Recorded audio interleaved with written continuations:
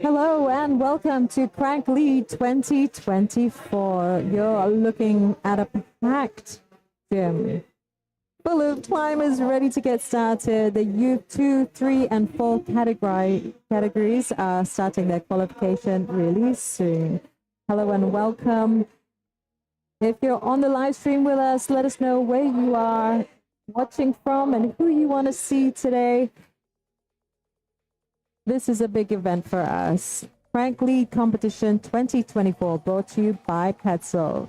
350 climbers are registered to take part this weekend in 4 adult and 4 youth categories. The comp is evolving. We've got new categories and new formats. We'll explain more in depth as we go along. My name is Renai Matu. I'm the commentator here today and I work on the social media team. I'm joined by Camp5 co-founder, Director of Coaching and Director of Route Setting, Patrick Andre. Patrick, hello. Hello. I just came back from a power nap, so I'm full of energy. That's wonderful, Patrick. Snoozing alongside me here in the commentary booth. You can actually see where we are hidden on screen on the left side there. That's us on Island Wall where the ropes are hanging. We'll be hanging out here. We're waving at you, right? For the whole weekend. Oh yes, me, Patrick Atira. The live stream team is running around. All the Camp5 crew is running around. We're gonna switch it up now and have a look at another angle. You can see here, it's packed. Youth 2, 3, and 4 getting ready to start. We are, of course, at Camp5 KL East on the doorstep of Batu Caves and Bukit Takun, Malaysia. It's got some spectacular climbing and we're looking forward to seeing some here today. If you haven't got a plan for this weekend, come here. It's free entry for spectators and marketplace visitors all weekend. Huge thank you to our sponsors without which this event could not run. We are in our 3rd year in a row and we are proud to have Petzl as a partner in climb on the Crank series of Lead and Boulder competition. Big thank you to title sponsor Petzl and All Sports Equipment. We are joined this year by Headrush Technology and True Blue Auto Belays, as well as supported by the Malaysian Convention and Exhibition Bureau, MySeb. Join us again for this round. So Waltopia, thank you for joining us. Cheetah, Flat Hold, Miracle, Snap, Stacks, Super Climbing, Verticale, Virgin Grip, AG Holds, Core Zone Malaysia, Crux Particle, Evolve, Keyhold, Lacuna, and Lululemon. This is Crank 2024. Big weekend of climbing ahead. You are watching the qualification round here of the Youth 2, 3, 4. They will be contested on top rope. And not just top rope, True Blue Auto Belays. We are proud to be joined in this endeavor that is cranked by True Blue Climbing. You can see the kids there, they're gearing up to get started. It's a big event. Lots of parents and friends here to support them. Again, free entry all weekend. You can see the tsunami wall and the lift in the back there. They have a 5:30 p.m. start, 3 hours of climbing. Patrick, you had a look at everything out there. What are you anticipating this weekend? I mean, actually I've introduced, we have actually extended the event. We have extended the event to 3 days. So that the youth qualification is today and Friday. So we have more time for Saturday for all the new categories to unroll. And yeah, we have, you can see it here, we have tons of kids basically waiting for, look at them being like in a race and running to the first route, because afterwards you have to queue. So let's watch them getting the first route under their belt. And so I don't know how much you have heard about the rules for the kids. the time is 3 hours. And they can climb as much as they want, and as many routes they want. Look, they're running out. So they only 6 routes will eventually be counted for, and it doesn't really matter in what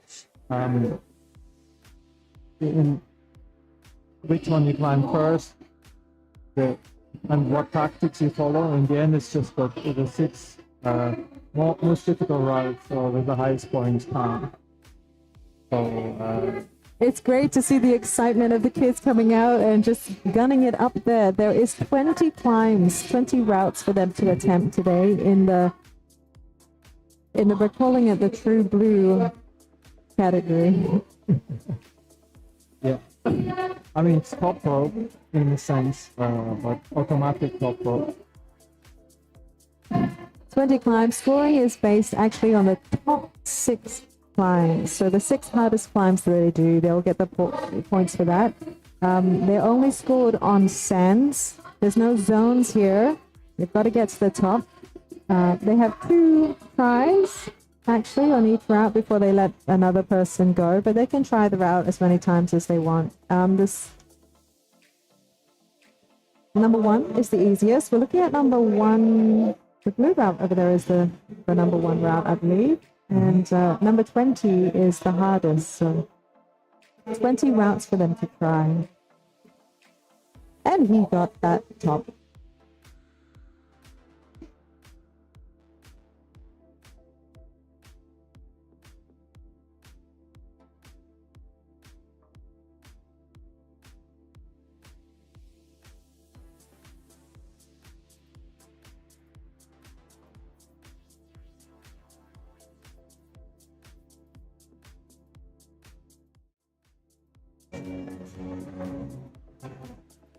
This is the other side of the art wall.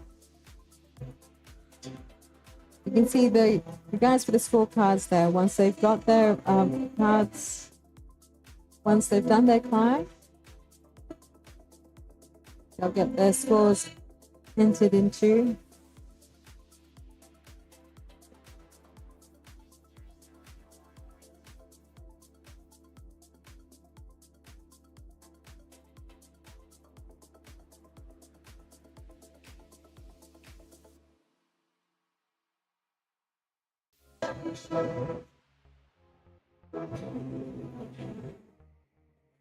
Patrick, I read out just now a huge list of new sponsors joining us, and we've seen some nice holds on the wall. Yeah, it was, I mean, compared to last year, we have many more hold sponsors. People like brands like Super, Snap, Stacks, AG joined us. Of course, still Battle and Cheetah, Voltopia, and Mito and Acuna. So we were blessed with a lot of new holds, and some of the holds never been seen in Malaysia. So yeah, it's going to be very exciting. So the route setters had a lot of fun playing with those new shapes. A lot of new shapes. Yeah, like some of the shapes are actually really fresh from the press. It's like one month old or even less. And yeah, we were one of the first to actually display them.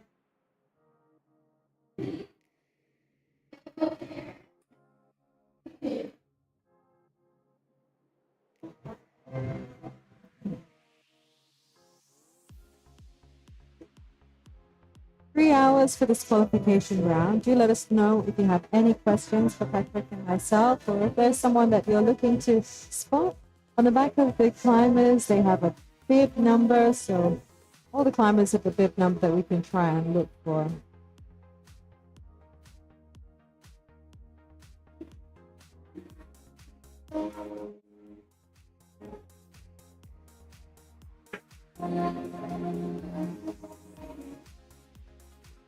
So cute to see these little guys go. The youngest climber in the youth full category would be 6 years old. Youth full category is from 6 to 10 years old.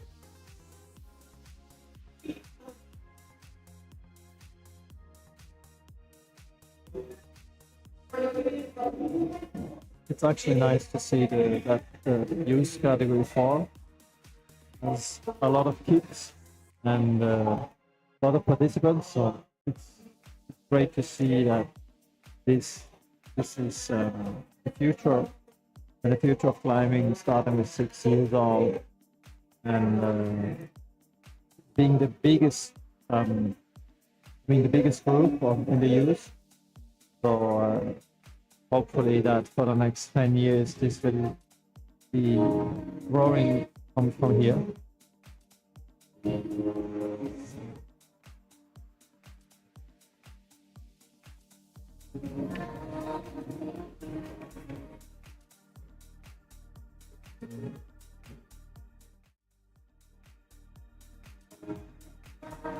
Seeing a lot of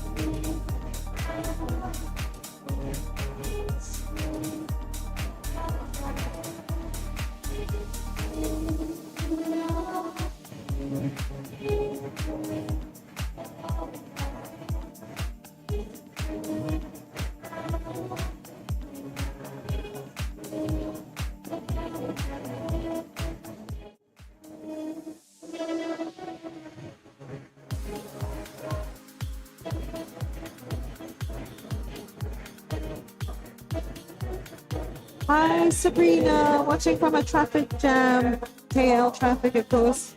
Now entering peak time, 5:30 out on the roads. If you're coming to join us, stay safe. You've got 3 hours to get here. Don't worry.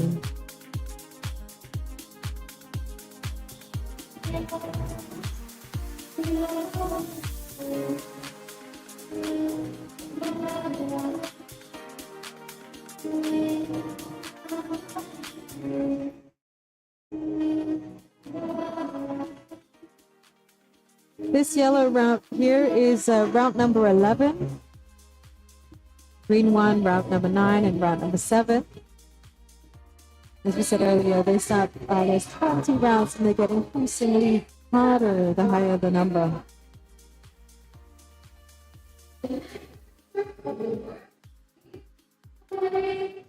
And only the top 6, the best 6 climbs will be considered in their scoring. The top 8 from the male categories and the top 8 females will go on to have a final tomorrow. Youth 2, 3, and 4, we have finals for this round.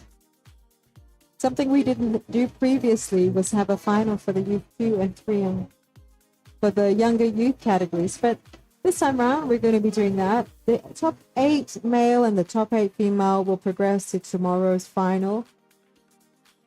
Yeah, that was the reason why we actually expanded the weekend to Friday afternoon, because it's just too many rounds of competition to squeeze into 2 days.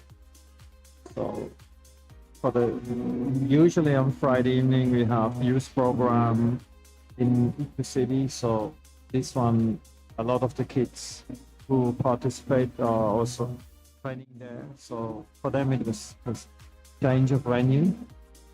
Charlotte on the right, climbing the orange coil holes.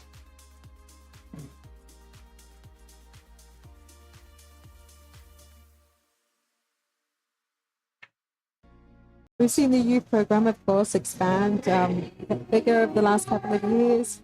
Really promising to see some great climbers up on the wall today. Shout out to Charlotte there.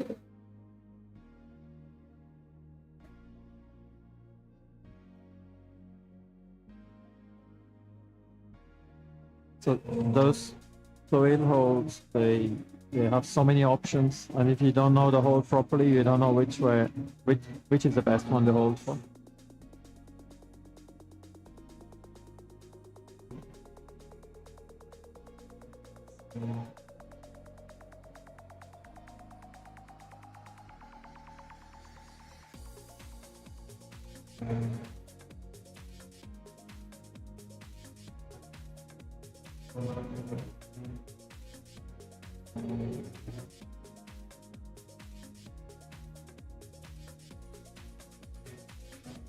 In the youth football category, so Charlotte should be between 6 and 10 years old. She's getting the top. Good.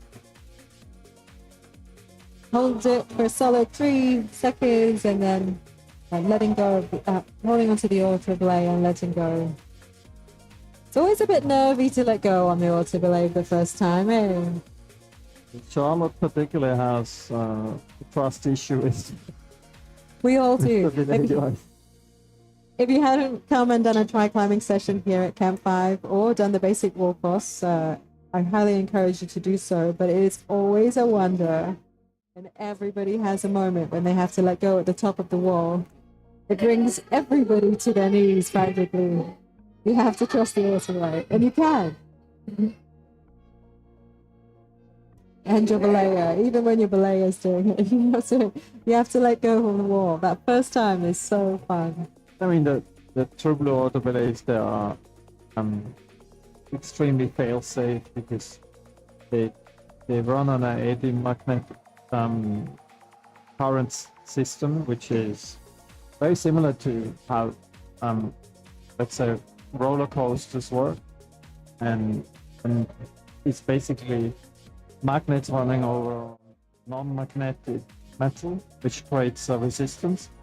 So the heavier the person, the more resistance it creates.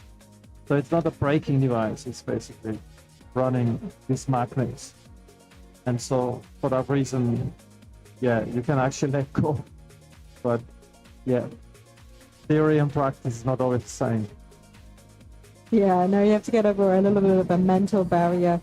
On the left side there, you can see the youth 2 men, Jimmy Shah. The Malaysian actually was in recent international competition at the Youth World Cup and taking part in 2 categories this weekend, here in the youth and also in the open category.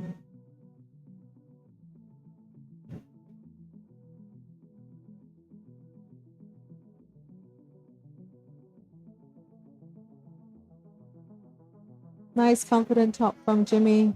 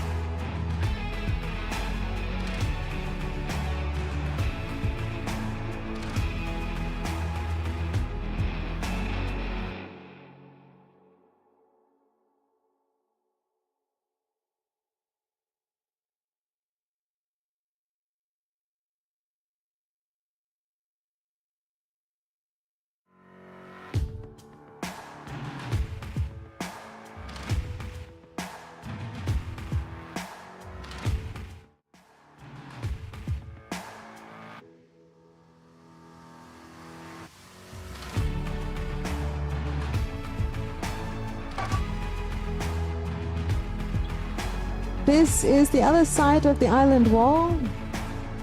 Look at these guys go. Amazing. Youth 4 category, just 6 to 10 years old.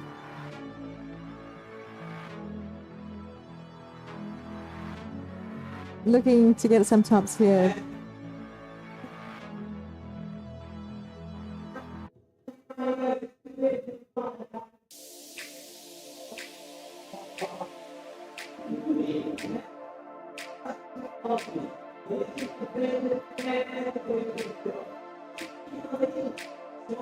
Big weekend here. Over there on the right.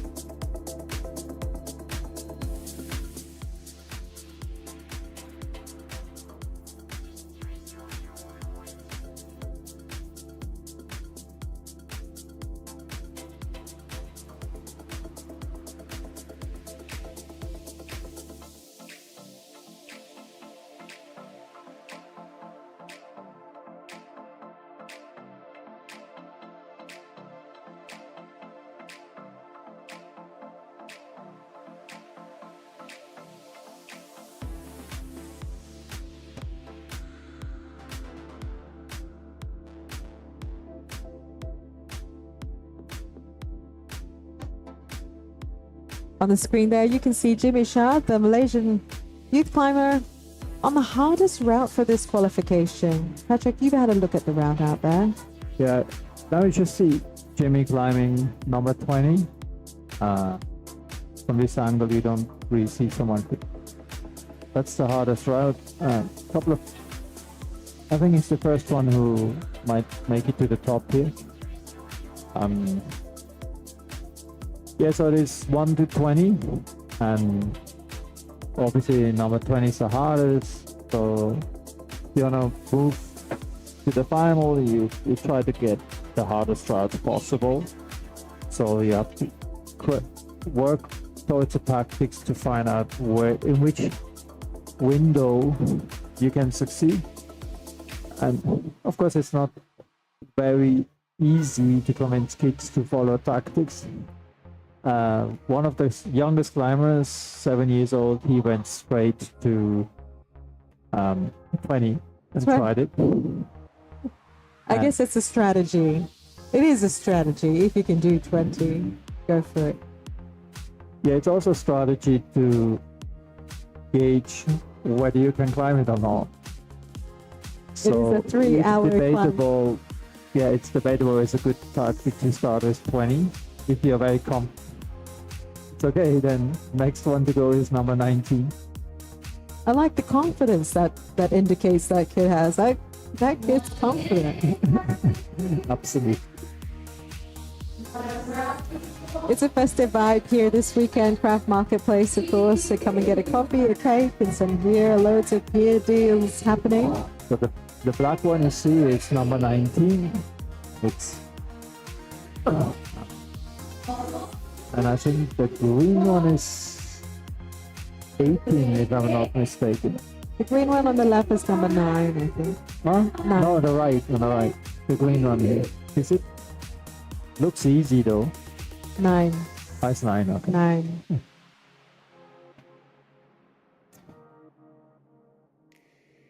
Yeah, number 19 is those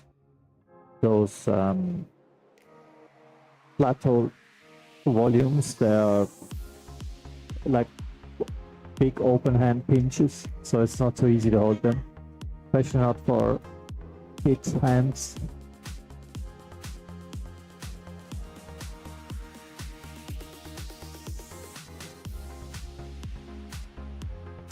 The yellow one I think is number 12. Looks easy, but it's not.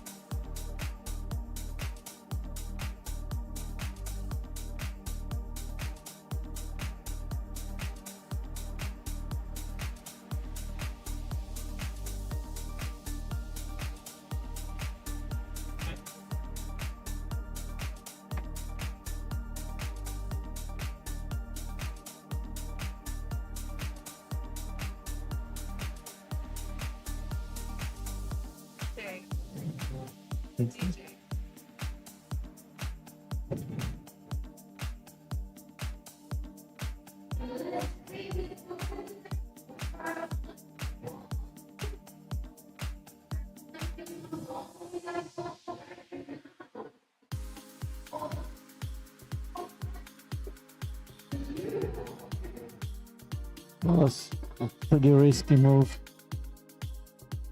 to the small volume.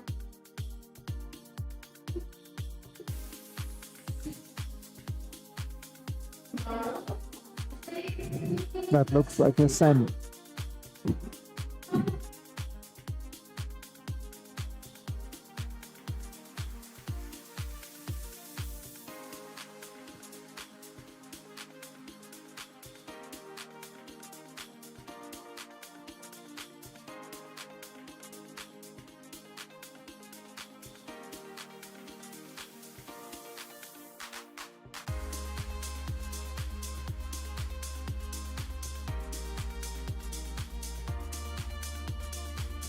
Not done yet.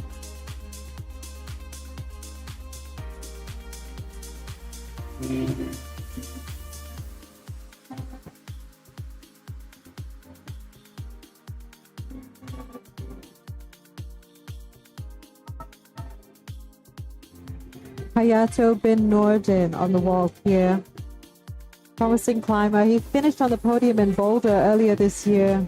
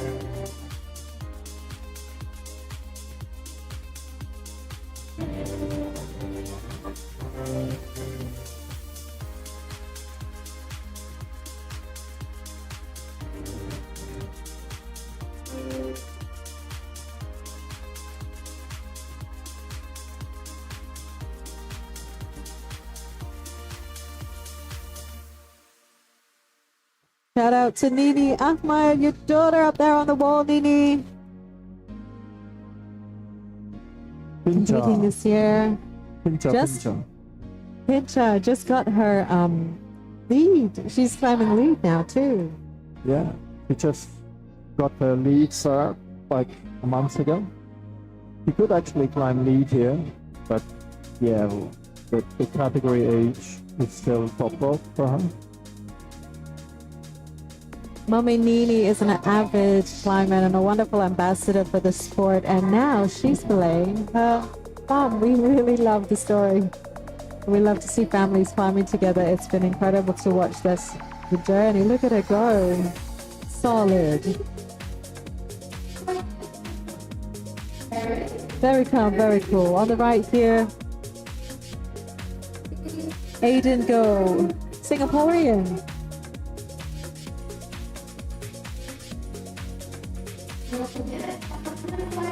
Oh, excuse me, that is not 18. Oh. That is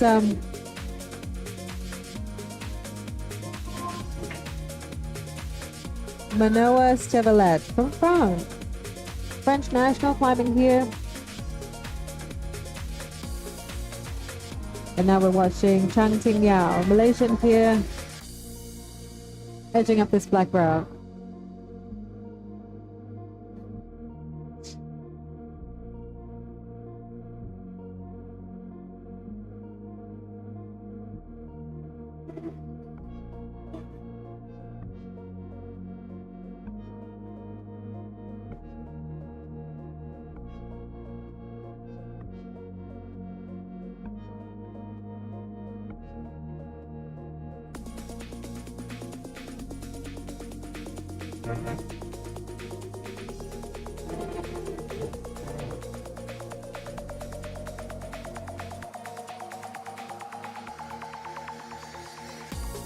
Actually, the only way for him to reach this hold is standing on his left foot.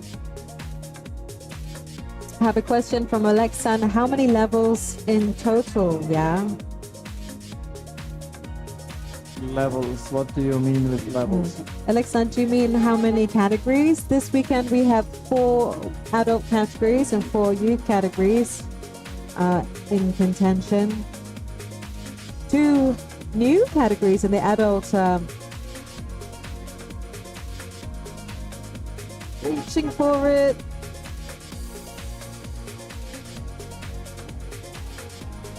He's almost there. He's right at the top here.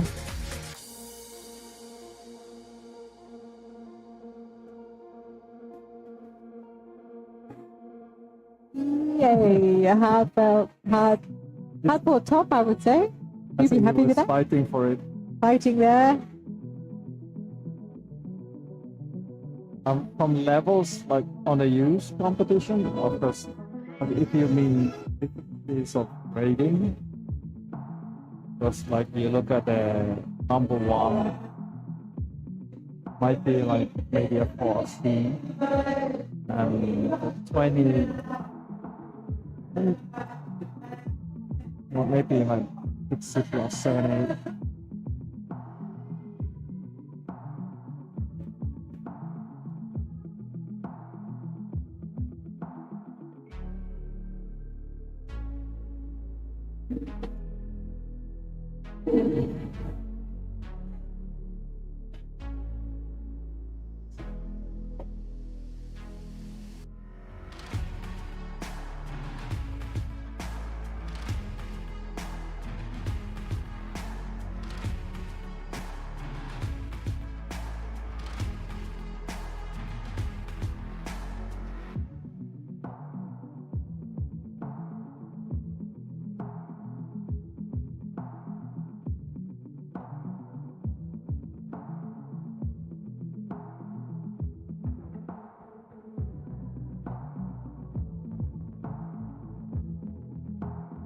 This looks like cash.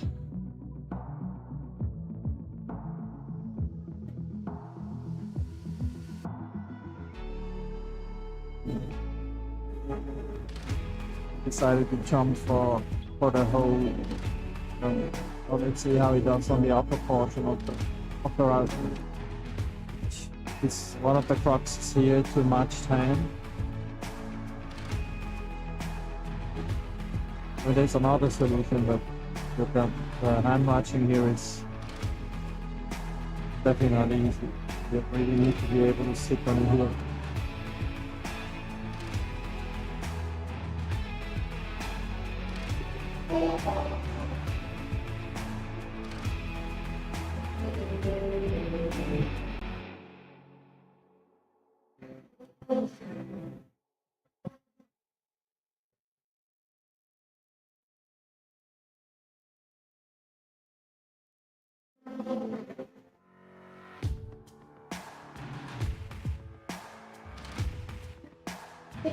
But going back to the question, the blue one is number 1. You see the difference to 19, so there's a huge range of difficulty, which is of course understandable because we have 6-year-olds and we have 18-year-olds running the same. I mean, no, not true. This is below, it's 15, so we have maybe 9 years of age climbing here, or age difference climbing here. So of course this has a huge bearing on difficulty as well. It's also important that there's enough routes which short people below 120 can climb, and then you look at 15-year-olds which can be like full adult size. So the range of difficulty is not only difficult per se, it's also how you set that shorter people can enjoy. And in general, yeah, it's assumed that the people who are taller and older and harder, it's not always the same, or it's not always true. But the worst you want is that somebody comes to a competition and cannot at least top 1 or 2 or 3 routes. So for that reason, the number 2 to number 3 is usually very moderate. And then, of course, at the end of the scale, you want to have distinguishing between really the strongest athletes, and then number 18, 19, and 20 will be quite much more harder than the rest.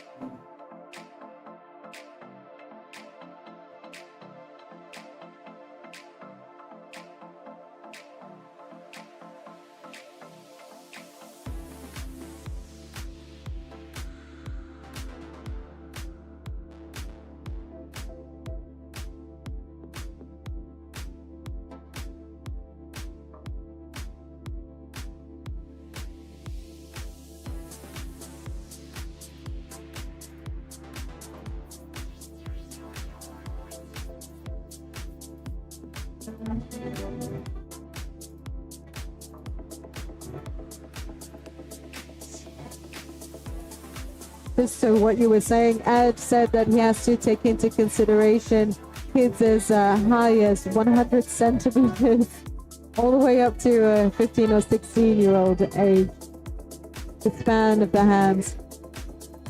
Yeah, I mean, size, shape index, and of course they have Asian kids, we have Caucasian kids.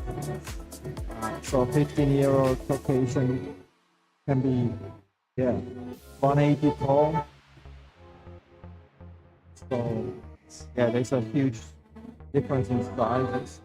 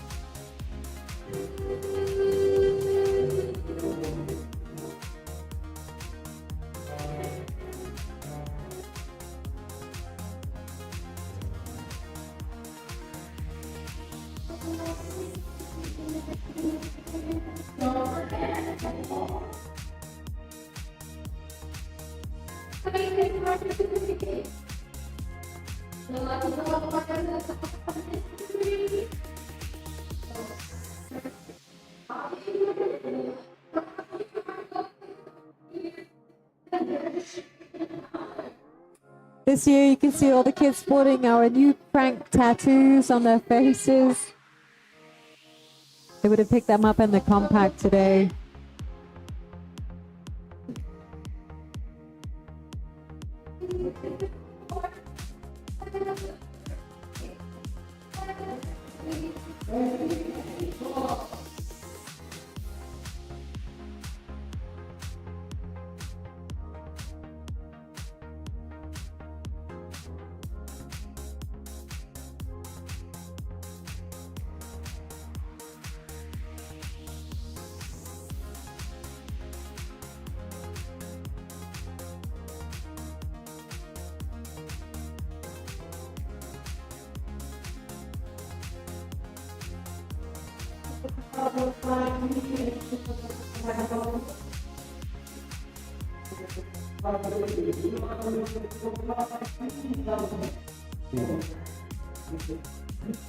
The see guys putting up longer fight than it's necessary, but you finally found a way over the local. Youth team climber from Lebanon here.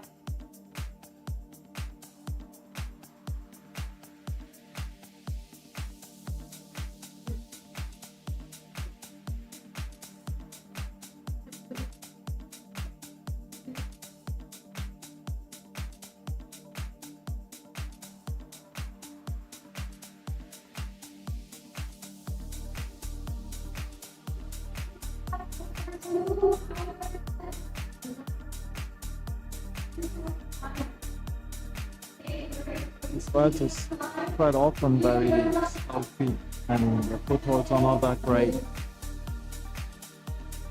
Okay, out of race. Okay, I think you have to talk to her next week. Risky move. We gotta nail it.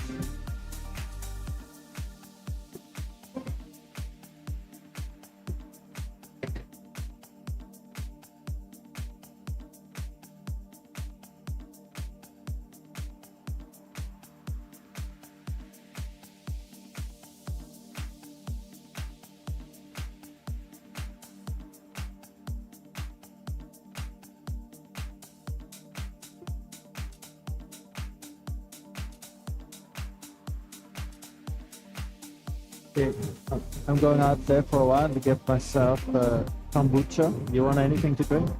I could do a coffee. Yeah, thank you. Okay, I get you a coffee. Yeah, a latte. Atira, you Yeah. want anything?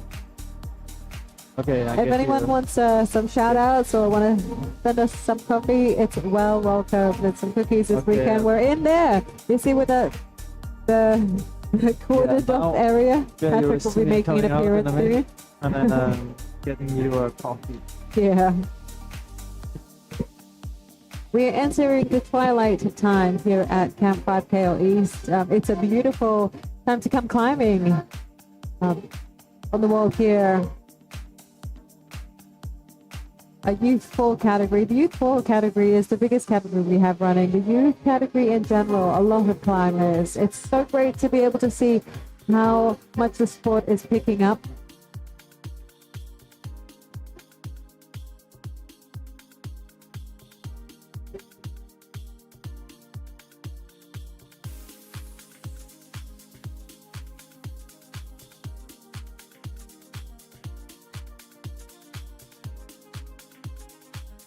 In the back there, the boulder area is the warm-up zone, and also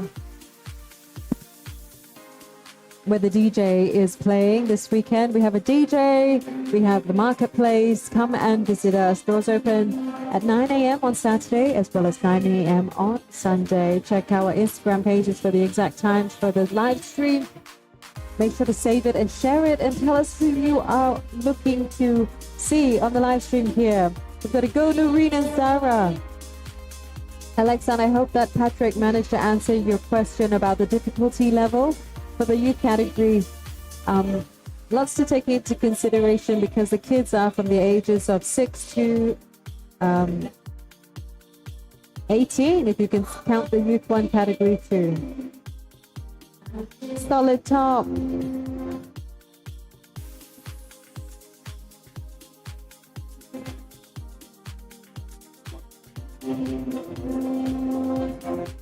So cute to have the kids here this weekend. They came running out ready for their start earlier on, and we've been milling in since about 4 o'clock this afternoon. You can see the AB plus talk bags, very popular with the kids.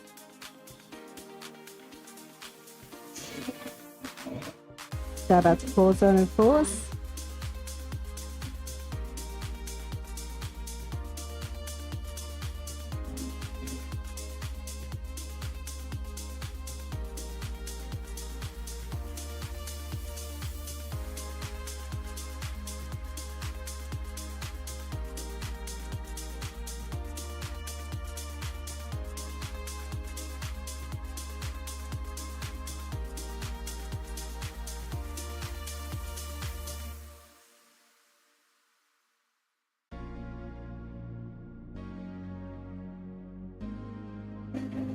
The Malaysian youth climber Jimmy Shah on the green route, number 18 there.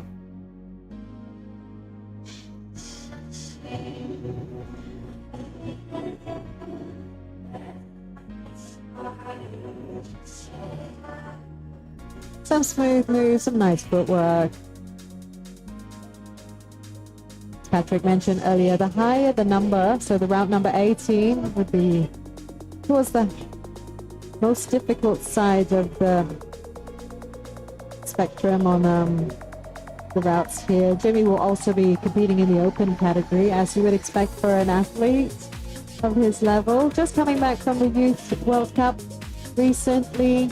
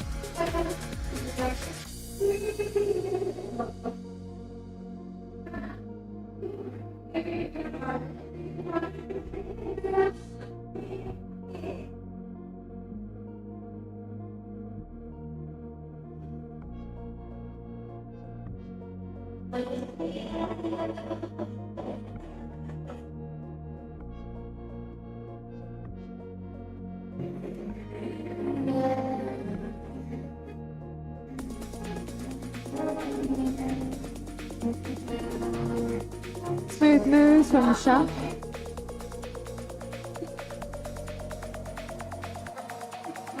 Probably taking this youth category as a warm-up for him for the open, but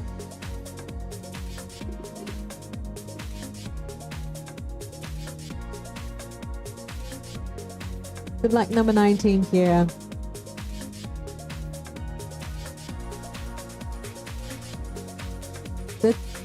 The best 6 scores that you have will count towards your final score, and it's the top 8 male and the top 8 female that will progress to tomorrow's final in Youth 2, 3, and 4.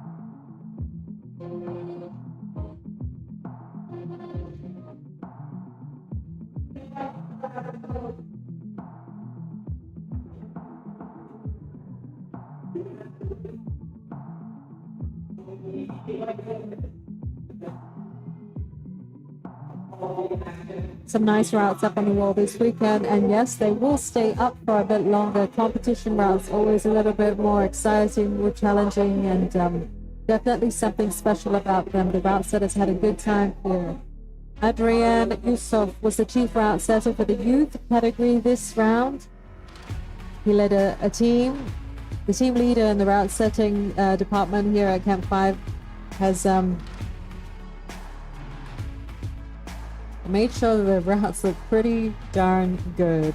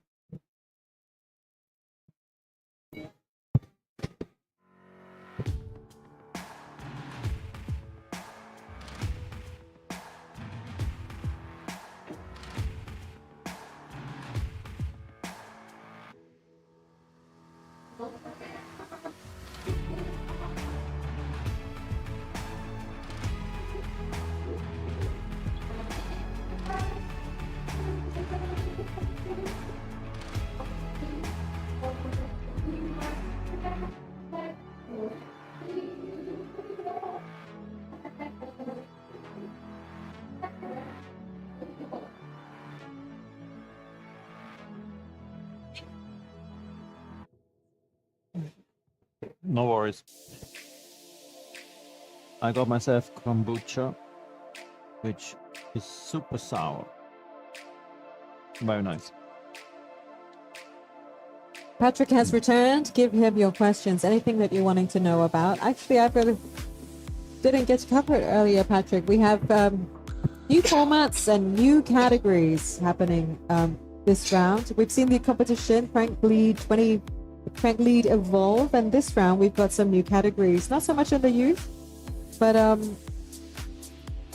in the adult, we've gone from rookie and open to now rookie, intermediate, masters, and open.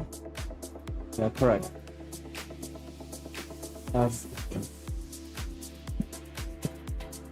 All of it just to make the competition more accessible for people. And yeah, it was a quite difficult call to make, because kind of Crank wants to be a segue from fun competition to IFSC. So this is it's a big call, and it's also a huge gap to close. So how do I bring people to enjoy competition? And here we're not talking about boulder competition only, but boulder and lead. So how do you bring people to take part in competitions and close the gap in between really serious competition and fun competition? So we had this original idea to create a rookie competition, which then when you qualify and get better, you automatically go into open. But then it somehow evolved into that a lot of people who climbed in rookie, so-called rookie, were actually not at all rookie. So we decided to squeeze in between rookie and open another category called now intermediate. What happened? We moved rookie. Rookie got kind of downgraded from rookie to really beginners. So inviting everybody to join, people who have little experience in lead or maybe just top rope. Just top rope, and even boulders can climb because Exactly. the rookie is on Exactly. a So everybody belay. can try. And then the novice, the intermediate is the former rookie, where we don't really want to force people to join the open. People who say, look, I like to climb, I just want to have fun, and I don't want to take it too seriously. But yeah, I still want to compete. I want to compete with my peers. So for them, intermediate is the right category. And then for people who take it seriously and want to take it more on a national, international level, they of course join open. Unfortunately, on the same weekend or just before, we had a World Cup, or we're having a World Cup in Korea. And that's due to that, we have a lot of people who usually would have joined going to Korea for the World Cup, which is an interesting World Cup to go for because a lot of the top climbers who succeeded in the Olympics won't be there. Having said that, there's still 9 Japanese there in the main category, so it's not that you won't have any competition. But it's maybe a huge opportunity to make it to the semi, maybe even to the final, which will be harder if the top elite or all the top athletes from the Olympics will be around. So that is the reason why this year the open category is less populated, like for example the last Frank Boulder. And but that's okay because we have a very strong field in the intermediate. And so we also have to see where this competition is going and where is the main interest, because in the end, it's important that, for us, it's important that a large crowd takes part. And however seriously you want to be in competition, you should have fun and enjoy, and you take part for your own personal reason, whatever it is. You touched on there about the format here. We do follow the IFSC format here so that everyone gets a taste of, or gets to experience what it is like to compete in a competition like that, even if it's just for fun. So the scoring system, the rules here are very much the same to what you would watch on a... I mean, not in all categories, of course. Of course. We're watching the youth category here. But even the K category, like the smallest kids category, they also top rope, so they don't lead. So there's some similarities. Some of the formats are different in the qualification. The open should be as close as possible to the IFSC with isolation and all this kind of things. But then it's already different in a sense because people have the chance to see the routes. But as I said, it's a segue. Okay, so we are not wanting to have a one-to-one IFSC competition. It's also sometimes not very conducive to be in the IFSC competition if you have to be quite a long time in isolation. If you have a big field and you're in isolation for hours, so it's maybe better to be out and have fun with the crowd, and so that the qualification is more open for people to see.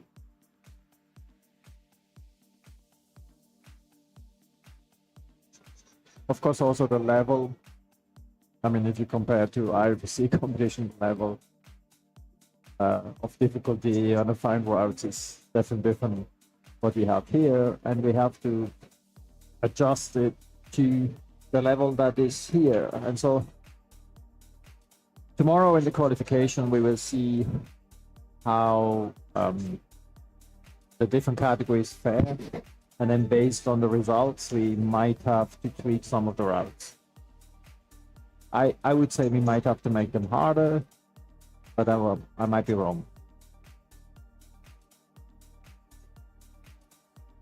There was a lot of thinking and a lot of discussions during the route setting about the levels, and yeah, it's fluctuating because also it depends who is on the field and who is coming, and yeah, I mean the consistency of the field, how homogeneous it actually is. So yeah, then the qualification will give us more input, which then the route setters will try to adjust to. The route setters for this round are led by guest chief route setter Scotty Pritchard, coming from Australia. So here we see the advantage of small hands,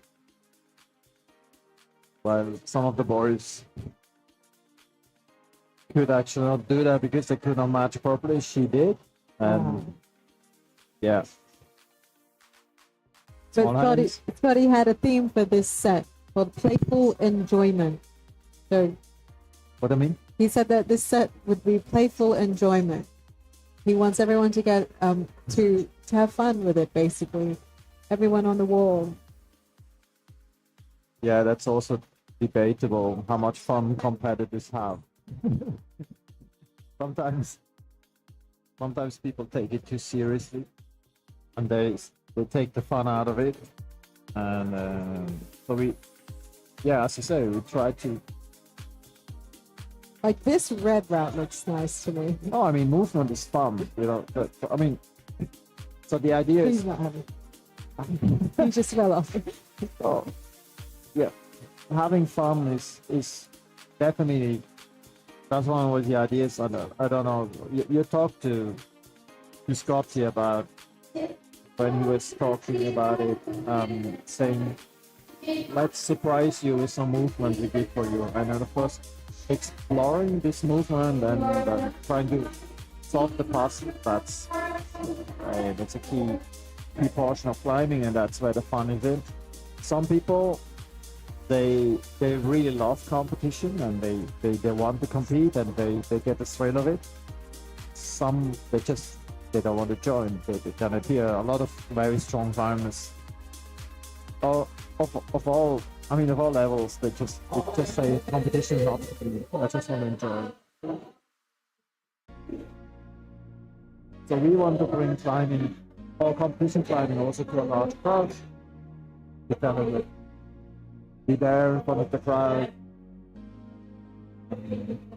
have the opportunity to climb really amazing routes, which usually won't be so set, also quirky sets, like, you know, when you have competition routes, it's quite different from commercial setting. You really have very specific moves and very challenging moves, and these ones you will find in competitions much more common than in daily setting.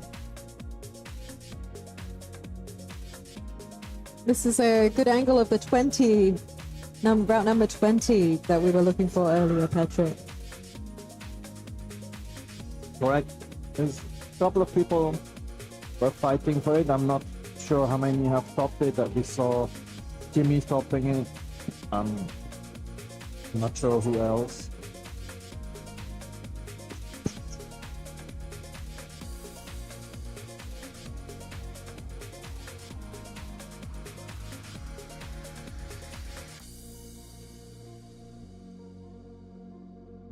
Heel hook. You can use the side here. Yeah, so if we were telling people not to use it, then you need tape to indicate that you cannot use it, but it's fine here. So some of these routes are gonna, well, all these routes are gonna stay up for quite some.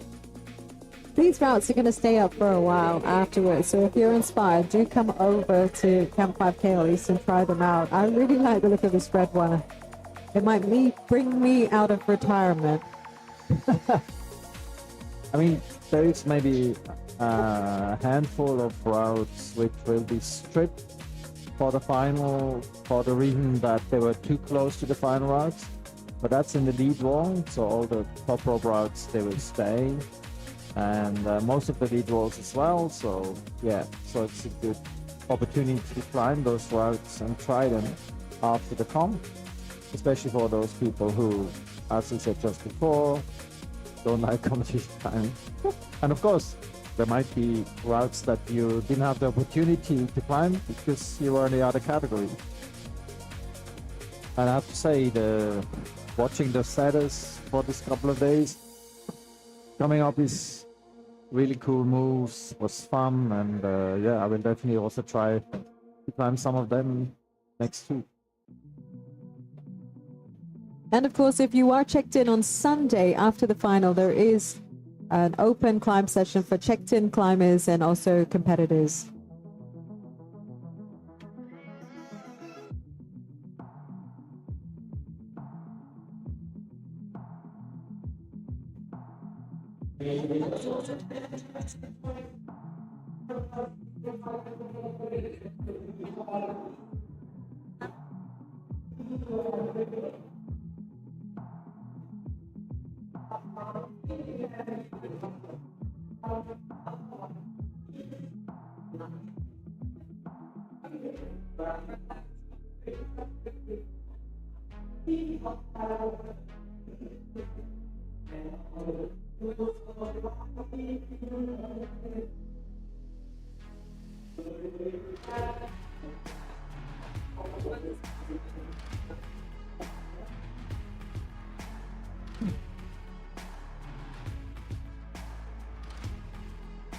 But you see Charlotte climbing, reaching the top.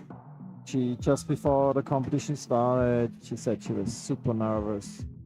She really, yeah, I think she really wants to make it to the final, and she was extremely nervous, but I don't think there was any reason for her to be. So, yeah, I think she will definitely make it to the next round.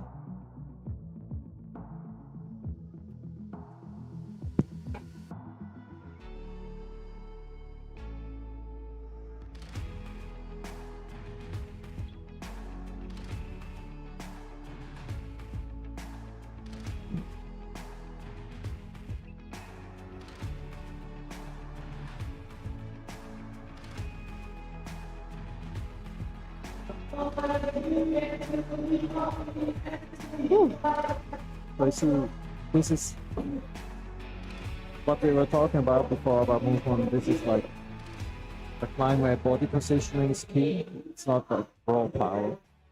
And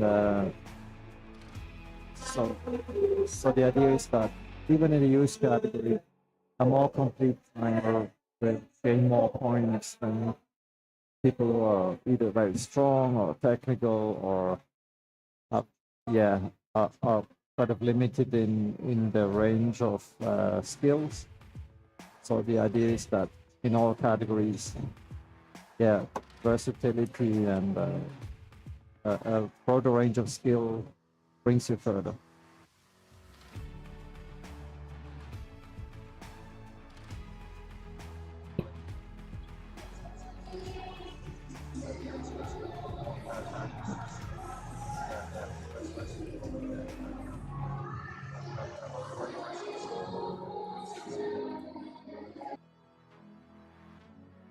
Holds just got drastically smaller there.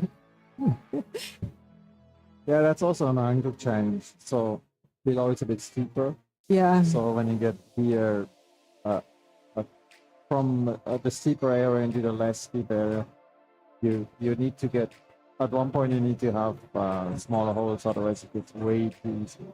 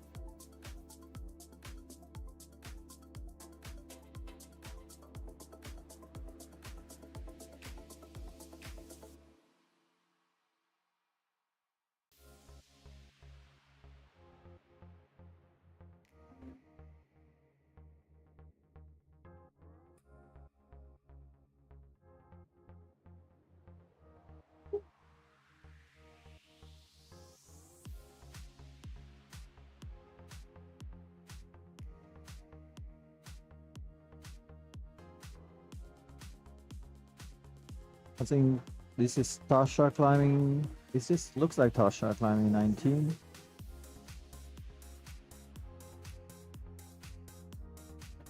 Come on, Coach Patrick. What? You can't shout better to her, obviously. So, what would you be saying in your head? Oh, she's. I really like how she has evolved over time, and she's normally quite controlled.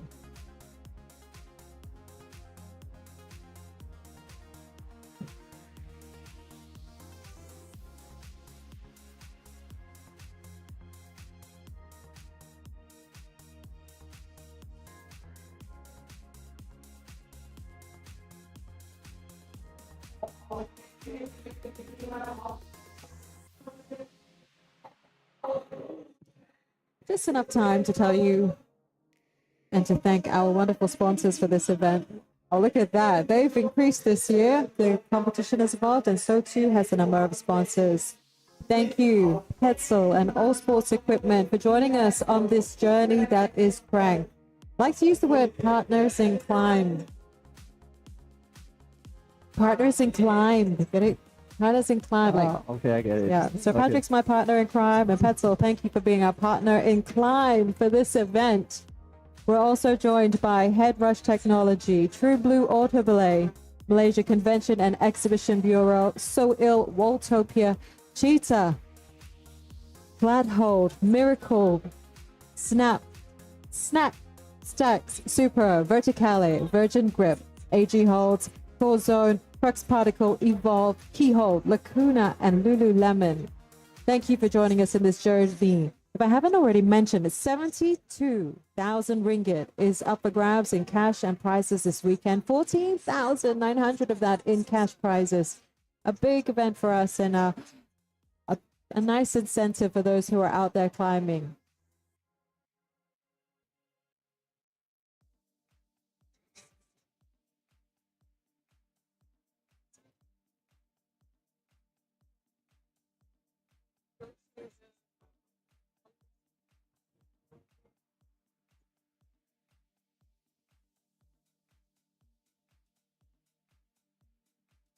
You're watching the qualification here this Friday, the 4th of October.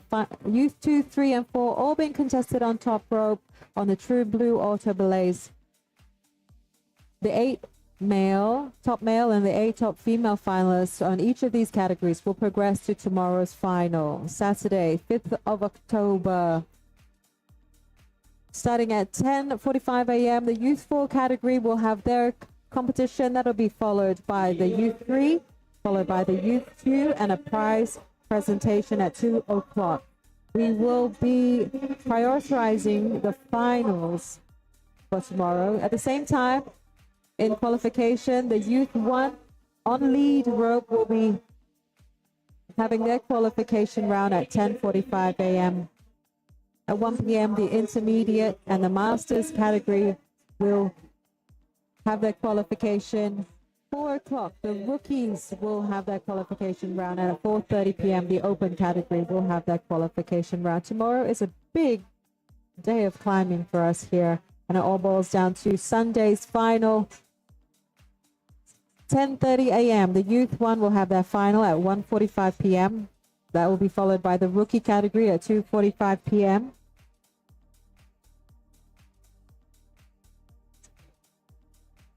Oh, I read that wrong. Sorry, guys. At 10:30 a.m., the Youth 1 will have their final, followed by the rookie category. There'll be a prize presentation that will not be shown on the live stream. 12:45 p.m., the intermediate category will have their final. 1:45 p.m., the masters. And at 2:45 p.m., the open female category. And 3:15 p.m. open male category, followed by the final prize presentation for the weekend. A big weekend of climbing. Join us on the live stream.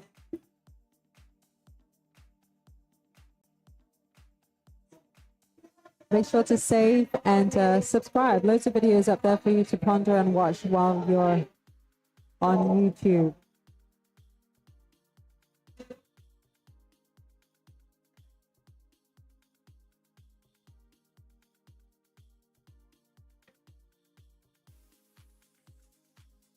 We're almost halfway through this qualification round here at Crankley 2024. We'll go to 8:30 p.m. 3 hours of climbing. They're of course allowed to take breaks and have a rest here and there. The top 6 routes will be counted towards their final score.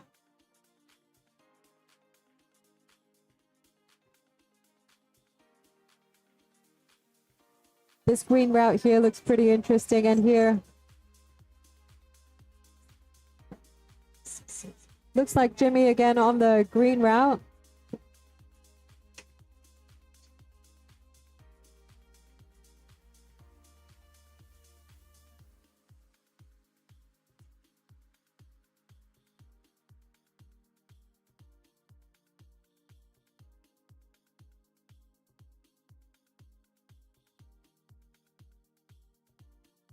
Making quick work up the wall. This is the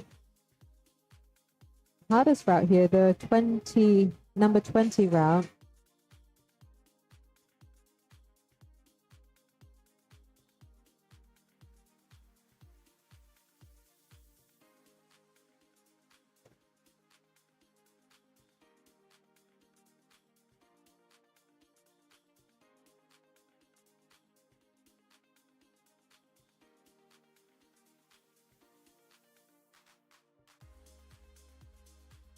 Going for the top again.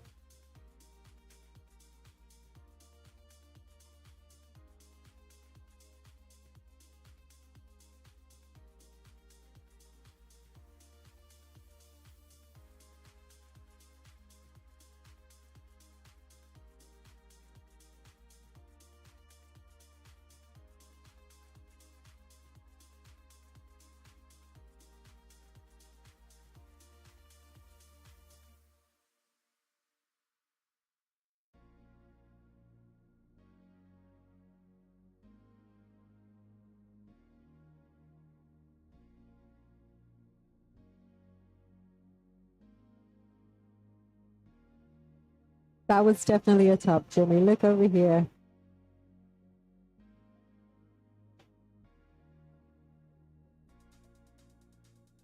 can always gauge So cute. the size of a kid in comparison to the chalk bar. So the chalk bar is nearly 20% of the kid's size. So cute. I hope you're inspired, mummies and daddies, to come and learn to climb. Your kids are doing a good job up there.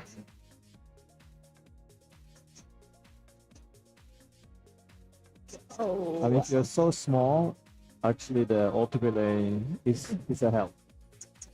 Because, you know, it pulls with a couple of kilos. And if you're only like 15 kilo light, it definitely helps.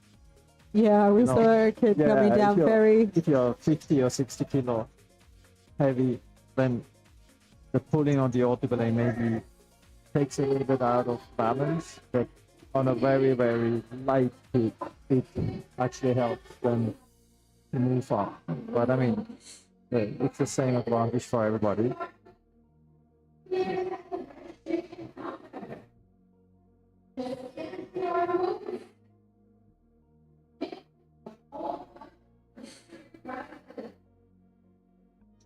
But kids are natural climbers. Is that real? They don't have the lactic acid buildup that we as adults get.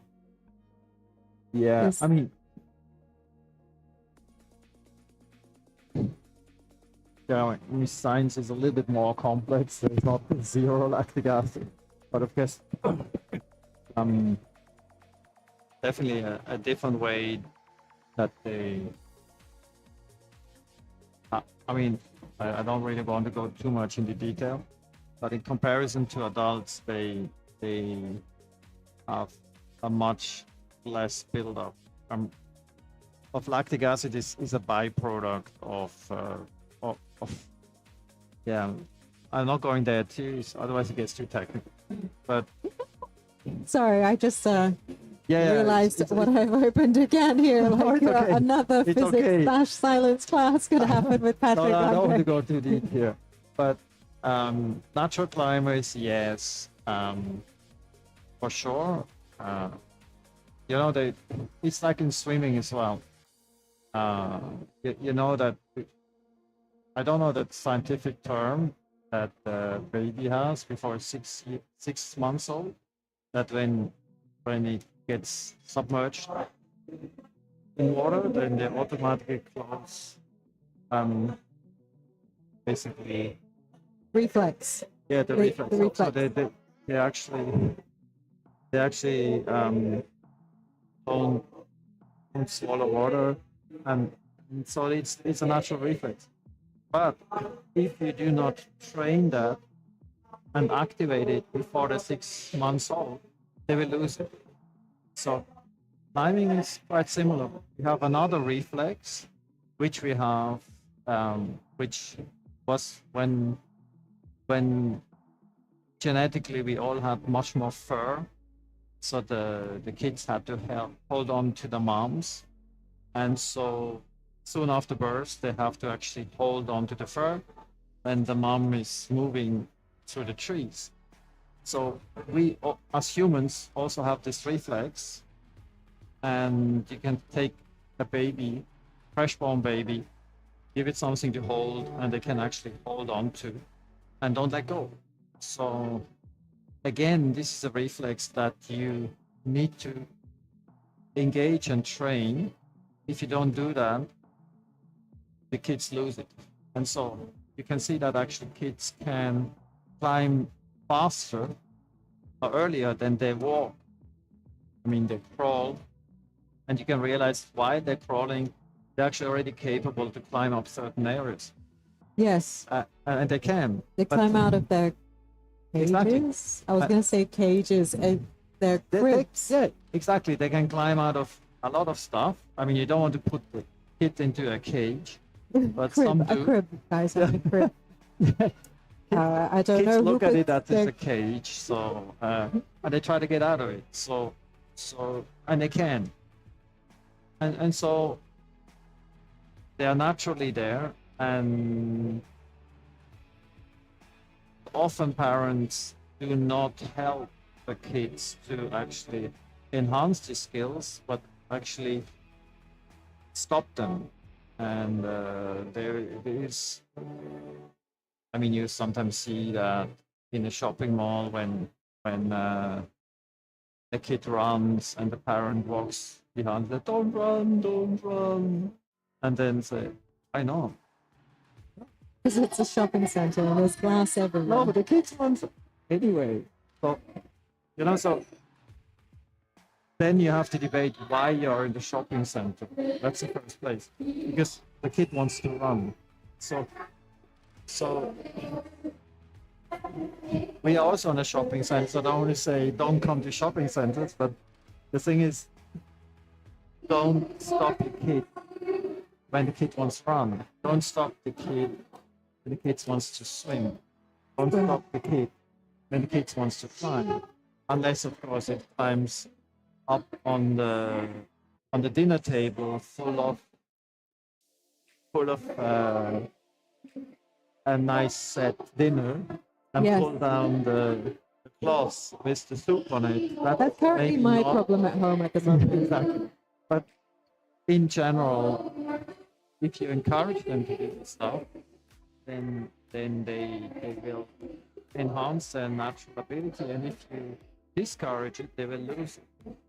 And often when you see kids coming to our programs, and some of them, they are very naturally moving, they just get stuff very quickly, and others, they are very timid, and then they are scared or don't know how to move, then the first thing we do is looking at the parents and say, actually, it's the way you educate your child and what you allow the child to do or what you encourage the child to do will very much reflect on how talented, or let's say not talented, but how elaborate the kids' movements are. And so, the parents have a responsibility there. And then when you ask yourself, oh, why does my kid not know how to move? You have to maybe look at yourself first. Encourage them to climb. And we have we have a great idea of where you can encourage them to climb. Just bring them here. If they're driving you up the walls at home, come and throw them on ours here at Camp 5. We've got 6 gyms for you to do it at. I mean, you have 2 kids and you know how much energy they have, and they have to burn it somewhere. And so climbing is a good way to burn it. It's a good one. It's full body. It takes all of their energy away. We just saw It's not only the Purnappa energy, there. actually. It's not only the energy. It's also that they have to learn to focus, which is the other side of burning energy and just going crazy. While you burn energy, you still have to channel it and control it. So energy burning can be just yelling and going crazy and uncoordinated, but in climbing to succeed, it's like power is nothing without control. So you need to learn to channel that, which also teaches you how to focus and how to be coordinated while you relax certain parts of the body, and the other ones you fully basically are able to tension. So this is a great way of very complex movement and asymmetric movement, which is always great for any kid. Sorry, I interrupted you. I don't know what you want to say. No, there was a group of Thai climbers here, actually. One of them was on the wall earlier. This is a good shot of Camp 5 KL East. You can see the tsunami wall on the left side, which will be the main event for Saturday and Sunday's festivities. In the middle there, the island where we are currently located, somewhere inside. And on the right here, the Arc. And we've come to a very pretty time to come climbing at Camp 5 KL East, the evening. You can see the sunset coming through the windows there. And it felt like the other day when it was raining, lightning was literally in the gym. It's really cool. That's the outdoor experience, kind of. You see the weather passing through the day. You are very close to the rain or to the sun. So yeah, the location is good.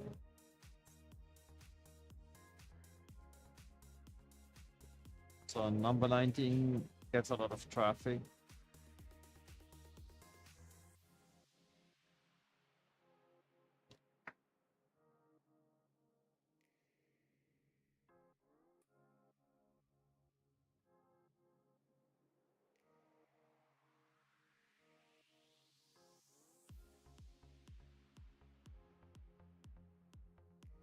I just got a message here and say some people are filming and taking pictures of the lead routes for tomorrow. Is this allowed?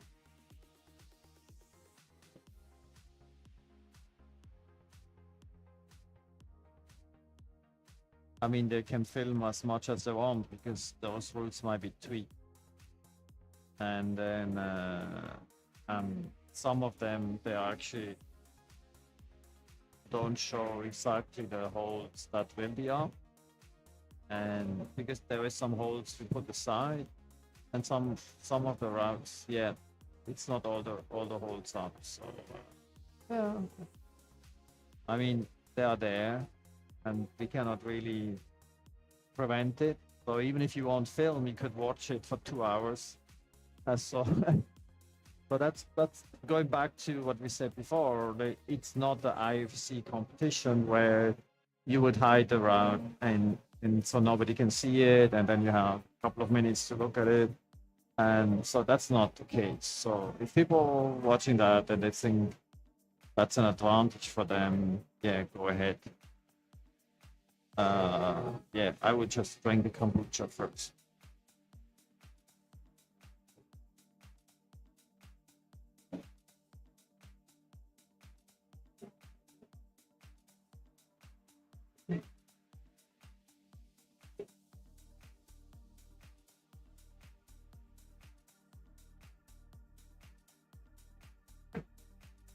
Yeah, if you are coming into the gym in the spirit of competition, we wouldn't really encourage that. 7 o'clock, the sunset is outside, and the guys still have plenty of energy, still climbing. As Patrick mentioned, you'll be able to see some of the routes. Mummies and daddies, families and friends down there. It's very encouraging to see lots of kids climbing this weekend. The biggest category that we have.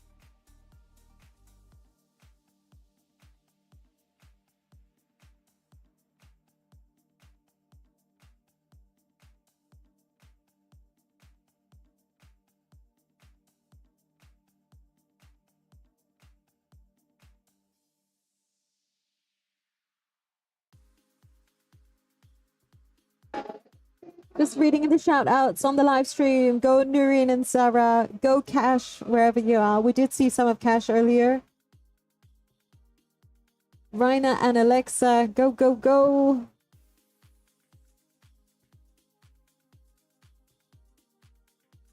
Alexandra from Indonesia. We hope you've managed to spot your climbers today. If you can give us the numbers, we'll try and find them for you and make sure we catch them in action. About an hour and a half left of this qualification round. This is a nice shot.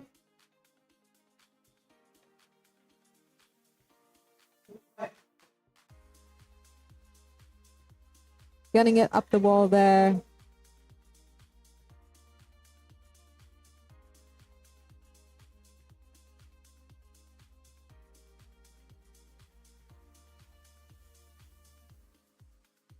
On the left side, a youthful contestant.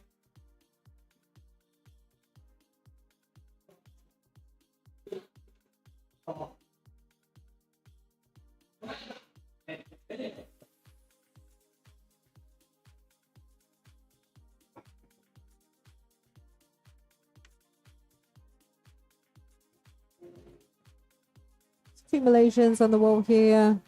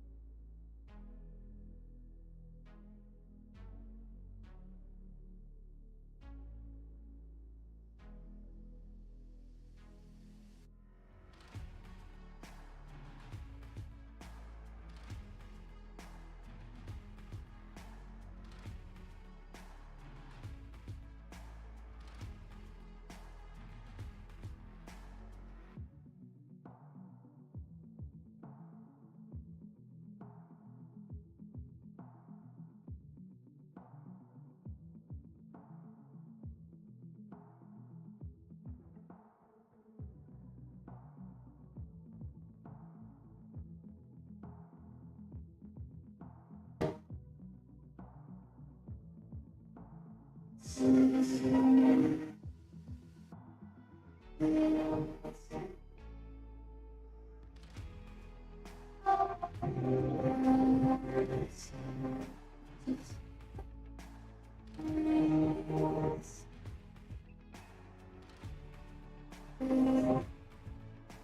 the wall here at Thai Climber Najita, there is a number of Thai climbers here competing.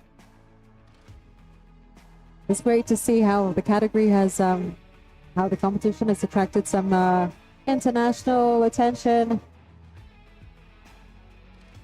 Very few lead competitions in our region. And so it's some good experience for anyone wanting to try out. Some very smooth moves here from Nadita.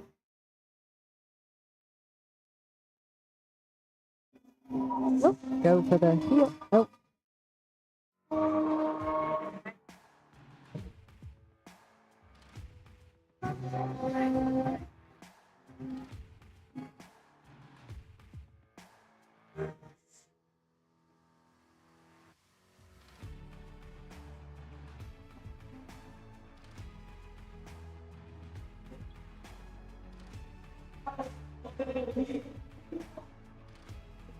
It's been an epic week of route setting here. The gym's been closed since Wednesday, and the walls completely stripped. Well, the roped walls have been completely stripped for this event. And it's quite a sight to see absolutely no routes on the wall. And then magically appear for comp day, which is today.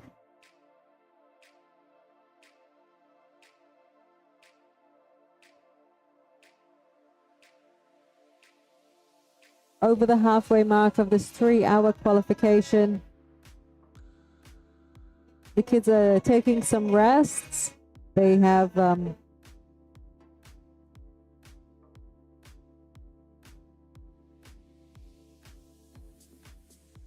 some time to recuperate and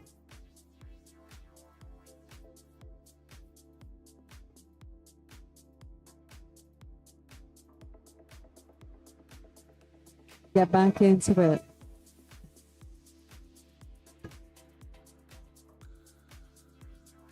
We are looking for Charlotte too. She might be having a break in this 3-hour round.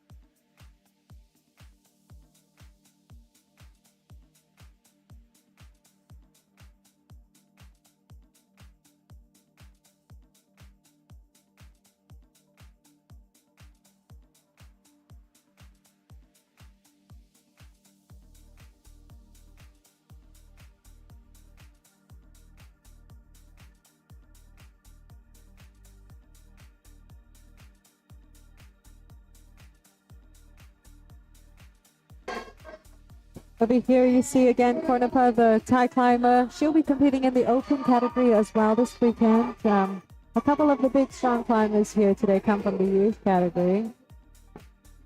Some up and coming climbers in their in the sport. Kornapa here, one of a group of Thai climbers who's come take part in the competition.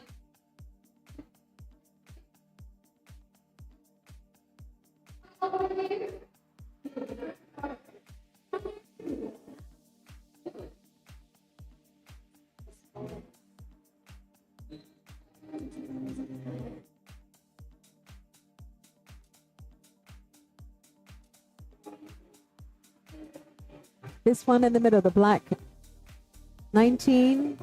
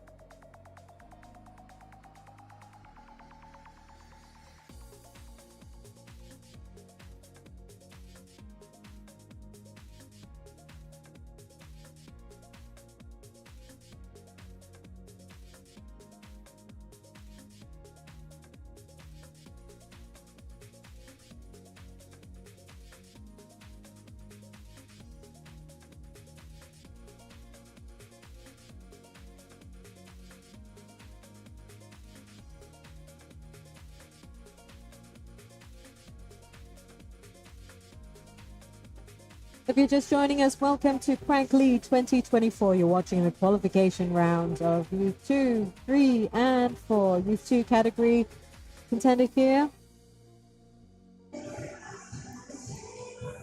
Not quite making the top there, the Malaysian youth representative. Youth 2 is the 15 and 16-year-olds. Youth 3 is the 10 to 14, 11 to 14-year-olds. And the youth 4, the cuties, the very inspirational Spideys, are 6 to 10 years old. On the right there, you can see Pincha. It's possibly her second attempt at this route on the green.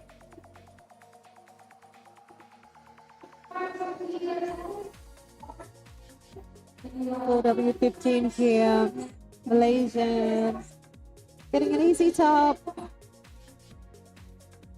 Too cool for school. 3 seconds, confident, you got to hold it for 3 seconds.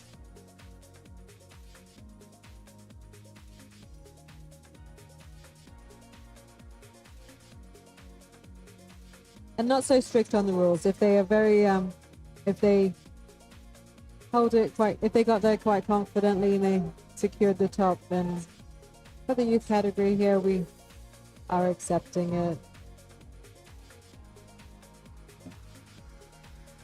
The emphasis for the youth round is fun and experience. It's a festive atmosphere right now. The DJs are popping out the tunes, and we've got a Kraft Marketplace happening as well at the same time. A great opportunity for you to pick up some good deals on gear, climbing gear, outdoor gear, and coffee and cake as well. Kombucha. Lots of kombucha on sale.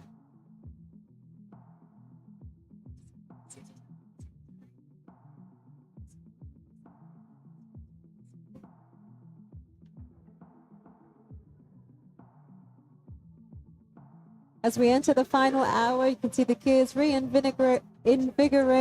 They might have had a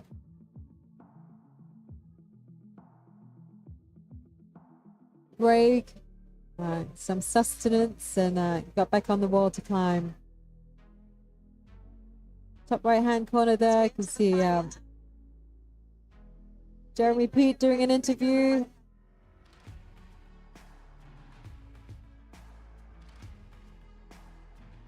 Managing director here at Camp 5. We'll get him on at some point to have a chat. Where have you been, Patrick? I organized my dinner.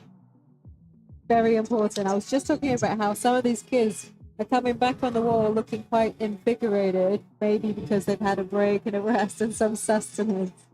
Important. Yeah, some kids just talked to me and said, I'm already tired. And they climbed for 30 minutes. So I said, I still have 2.5 hours to go. Got another hour to go. Eat something and come back with energy. Yeah, you saw them, they were running like crazy. To be in the first route. So I actually told them, why you want to be the first one? Why don't you just be the third one in a watch shot at 2 and get 3 better? But yeah, obviously my advice didn't pass through. It looks good on camera. They run out there. Yeah.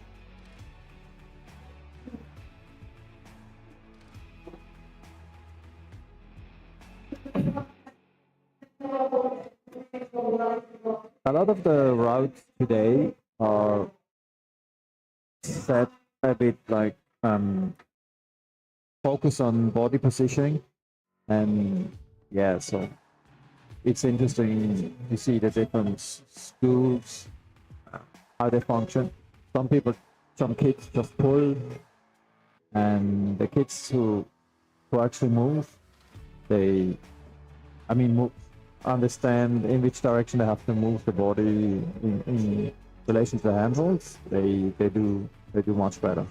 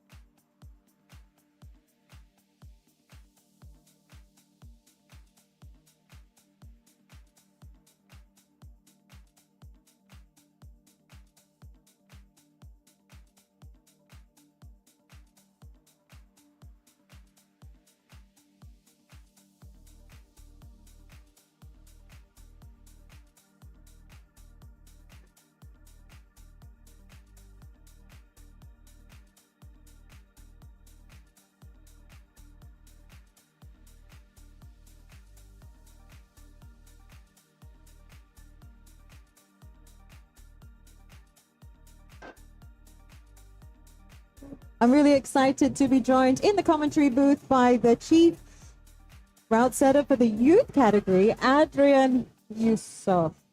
Some big shoes that you had to fill this weekend. Hey, as chief route setter for the youth category, how did you approach the weekend? So far so good. Body feels feeling wow as well.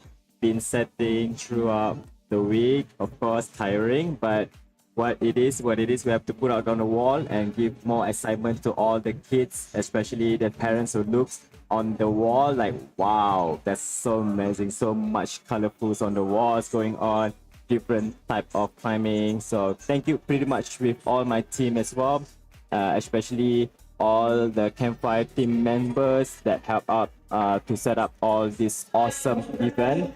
And I cannot say much. I'm so happy so far until the result come out. Yeah, I mean, I think a lot of people don't realize that it's not just route setting, it's taking everything off, it's making sure everything is in order, and a lot of creative thought processes and a collaborative effort from everyone. Are you happy with how it's turned out? To be honest, for now, with the variety of hosts and team that we have, a different design and different shape that can build a lot of different movement. By any chance, the youth team or youth or climber will pretty much learn a lot of style, not just a normal commercial setting, and of course they will understand more a competition way. A little bit different, a little bit more challenging, very attractive looking routes on the wall for competition. You also have experience on the coaching team for the youth team. So, I mean, did you have any advice for your kids before they came into this comp? Okay, to be honest, I have a small advantage, which is I'm in the team with coaching, so I understand more this youth climber, how they climb, understand their movement. So this is pretty much helped me a lot during my setting, the span of their size. So we have to understand where exactly to put the foothold, handhold, angle, and all this have to take a consideration.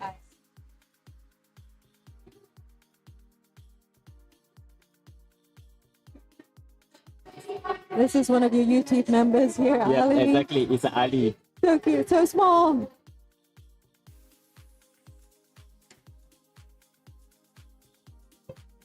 So But Ali, I can see the attended- challenge that you would have, like having to set for someone as small as him, and on the right side, someone a little bit bigger on the 15 to 16-year-old.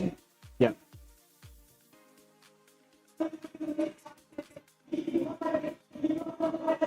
Ali, good effort there.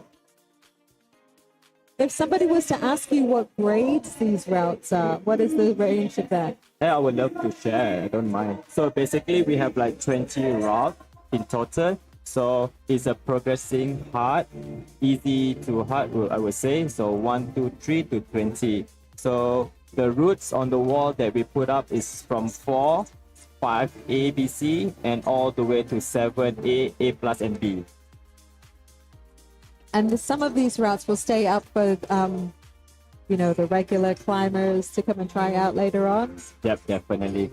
I would love to have a more climbers outsider, not just outside climbers, or probably the parents can give a try, since the parents are guide the youth. They can feel how they are climbing on the wall, so they have that experience how they can tell other people to come and try. We will love that. Yeah, I'm pretty inspired by these kids actually today. Yeah, strong. Don't underestimate them. Again, if they're driving you and climbing all your furniture at home, definitely throw them on the wall here at Camp 5. Yep, they will definitely change their perspective while they are climbing, so they understand more competition and normal climbing is two different things. So they have to work with their other climbers, the emotional, the spectators, this all kind of things have to come into together. Can you talk to me through this purple route here? Oh, So this is pretty much the hardest 6A plus in before you go to the 6B. So this purpose we comes to the idea the old school set. So we want them to have a modern climbing style and traditional climbing style. So more shape of square and long and shape. So they have like understand how to hold, where to place their feet and hands.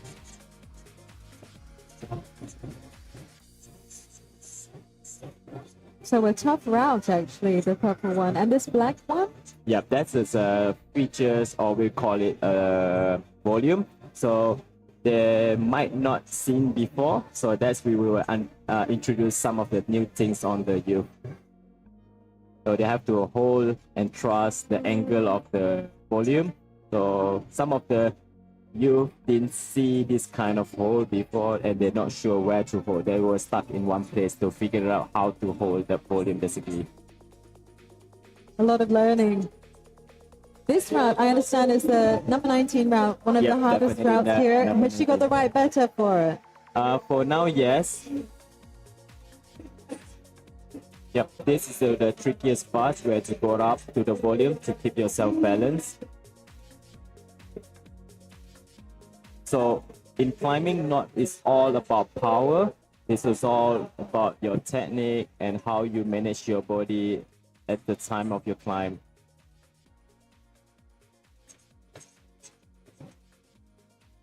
How many cranks have you set for now? All of it. All of the cranks. It's all one big blur now.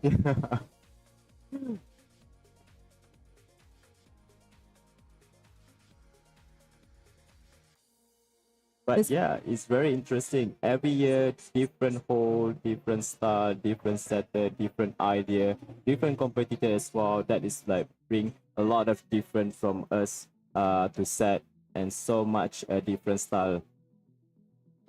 We saw you guys unboxing quite a few new holds, like Christmas. Yeah, that was so lovely host from the sponsor. Really appreciate. We have like Cheetah, we have Lacuna, Virgin Grip, and all the awesome snap. Like so much. I can tell all the brands. Like it's just beautiful on the wall. Really, really cool. But no skin this weekend. Definitely.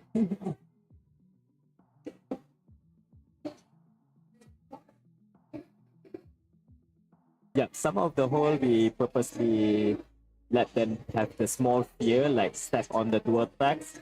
So they have like a bit of fear while trusting their feet, whether they trust or not, they have to step, but there's no option. They have to, to Yeah. go to the next one. Yep.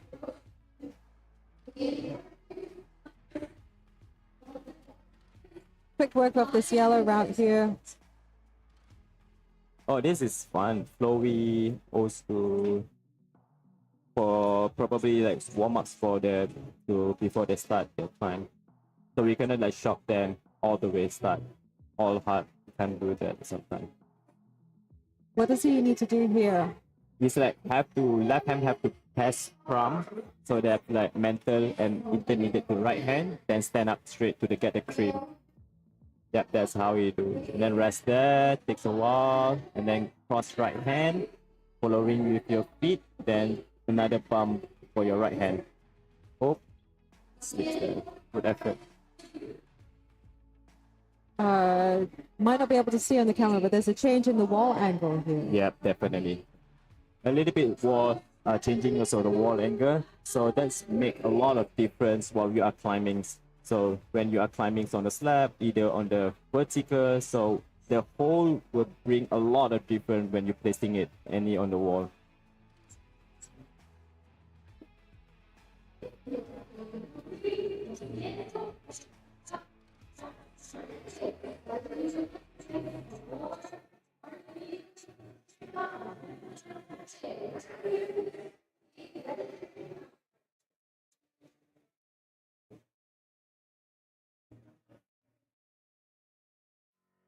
So tiny.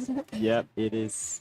And you were up there installing the True Blue autoplays as well Yeah, this weekend. How many do we have? All on the all 20. All 20, yes. Not just myself, with my team.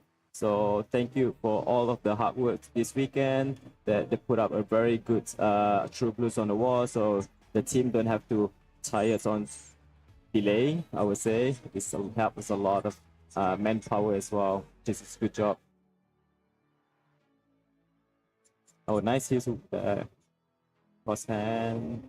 Aiden Go from Singapore. There's a shout out online for Aiden Go.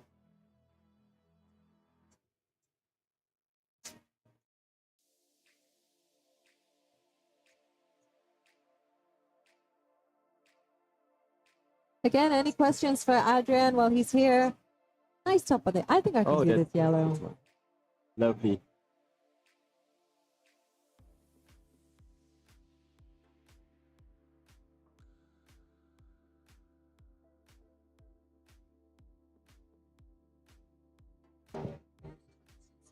So a nice shot of the true blues just then. And over here, this is the out wall. This is what greets you as you walk into Camp5 KL East by the cafe. A nice overview.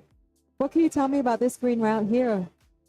All right, this green is where they have to complexity on the middle part, where they have to do a side pull underclean with the press hand pump and high step left leg. So that is the ideal sort of move. So once you get there, then you only have to use your thumbs where you balance yourself before you move to the next one. So for me, this time around to set, always told to the team that we should give a different route. Every different route have different, at least 1 or 2 style. Like they won't repeat the same style over and over. So the team and the climber won't get easily, or for example, like, oh, I have one dyno in this route, another dyno in this route. They will catch up very fast. So we try to avoid that, so that we have like more things to figure out how and what come after. So a good balance of, well, a good experience of all different kinds of climbing on each of the routes. Yep, definitely.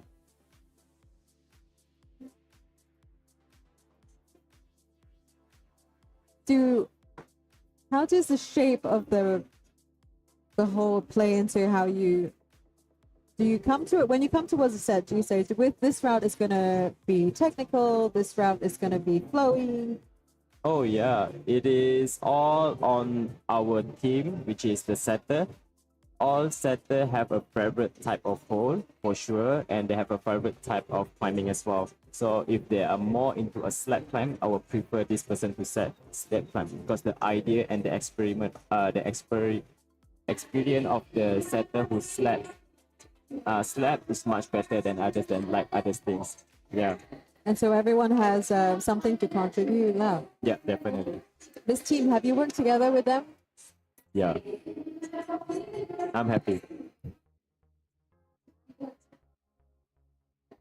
And what's the difference between setting for a lead comp and a boulder comp? Is totally different. So I would say like lead have a different and unique. I would say boulder is a physical demanding, plus the physical and mentally, because it's drain you, because you have to try over and over to make the move possible. The same goes to lead, but we don't have to push that limit until we get the result.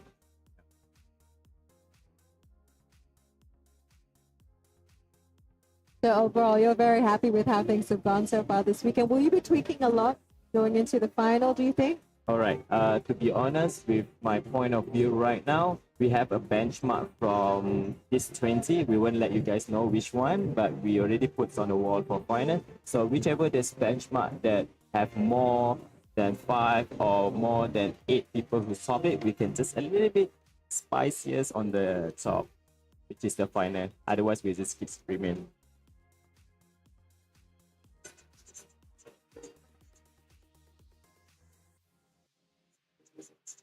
So this purple one, again, an example of different kinds of shapes that some of these kids might not have held before, and they've got such small hands. Like... Yeah. They're pretty good. Yeah. Nice. Nice top there. And what's it been like, your experience working as a coach? I learned a lot from the kids as well. So I always ask them and asking for feedback, what kind of style they like. You know, for kids, to be honest, they have like 100% flexible than us. Like whatever compressed moves for us that when we set, it's nothing for them. Yeah. And they don't have the limiting belief. They'll try everything. Yeah, What I've definitely. noticed. So they will try hard, like, oh, you feel like this scary, but for them, it's like, no, I'm gonna go. Go, go, go. Yeah. Thank you, Ed. It's been really cool to have you. Thank you so much. What's the rest of your weekend like? Yeah. We'll grab you a little bit next tomorrow. Tonight, we start at 8, Tomorrow. 8:30. Yeah, tonight. So All right. all the best with your set tonight. Thanks so much for talking to us. Thank you. Thank you so much. We'll catch you again on this weekend. All right, sure.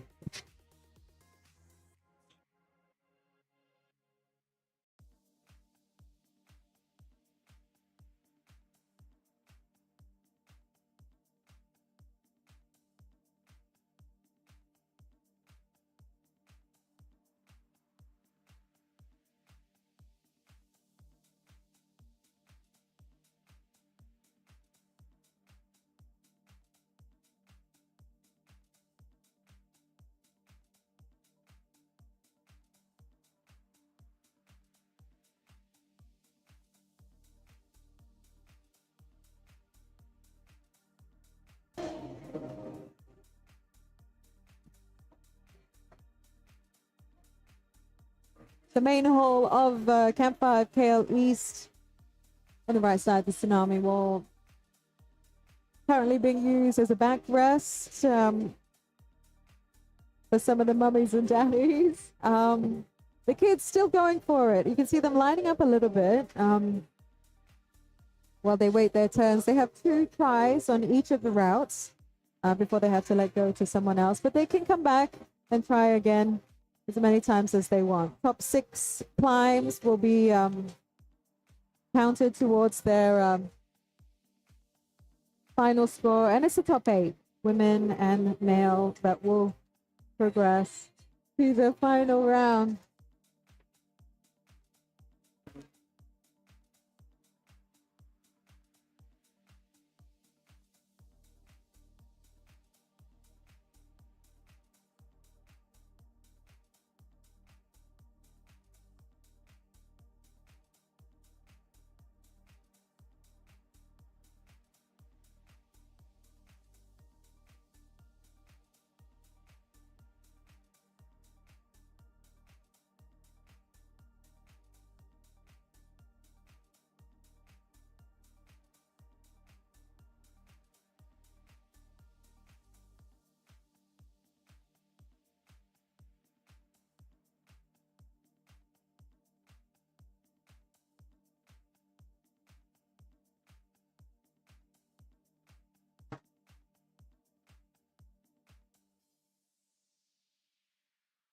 What's it like out there, Patrick? Good. Kids getting tired. Tears.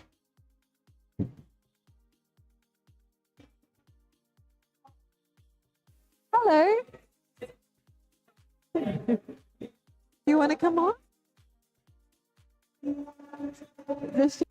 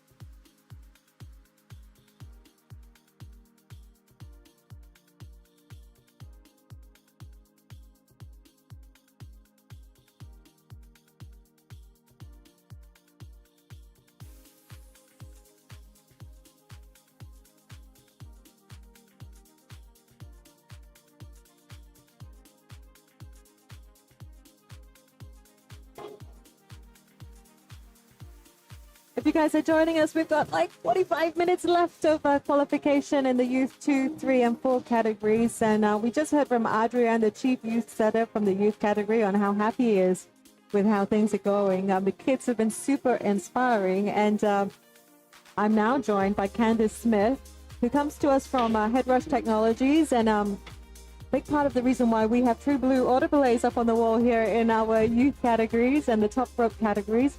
Of course, welcome, Candace. Thank you so much. I am just thrilled to be here and just fantastic to have the opportunity to sponsor this awesome event. Yeah, it's been pretty cool. And I mean, the kids, for me, super inspiring. I don't know if you saw how they ran out just now, but they were gunning to go. Oh, when I first got here, I was telling Jeremy that I was so impressed with the turnout and how many kids are just climbing and how good they are and how tiny they are. And it was just, thank you so much for the opportunity to be able to be a sponsor and have all our auto belays here and help out. And this is really the first competition that I have seen with auto belays and that allowed kids of all different abilities to climb, and it's a great way to introduce people to climbing. Yeah, my favorite are the kids. I'm super inspired, and I'm hoping that the parents out there get up and start climbing too at some point. These routes will stay up. Are you a climber, Candace? I am. I've climbed for around 20 years. I started traditional climbing outside and did a lot of just alpine climbing and crag climbing and ice climbing back in the United States, and was just really a gym climber just to get in shape. But now it's at a whole different level than when I started around 20 some odd years ago. You of course you come from Colorado, don't you? Like an outdoor climbing, somewhere you can just enjoy it outdoors. Yeah, Colorado in the United States is just a mecca for climbers. That's a lot of people live there in order to just do outdoor activities and a lot of climbing.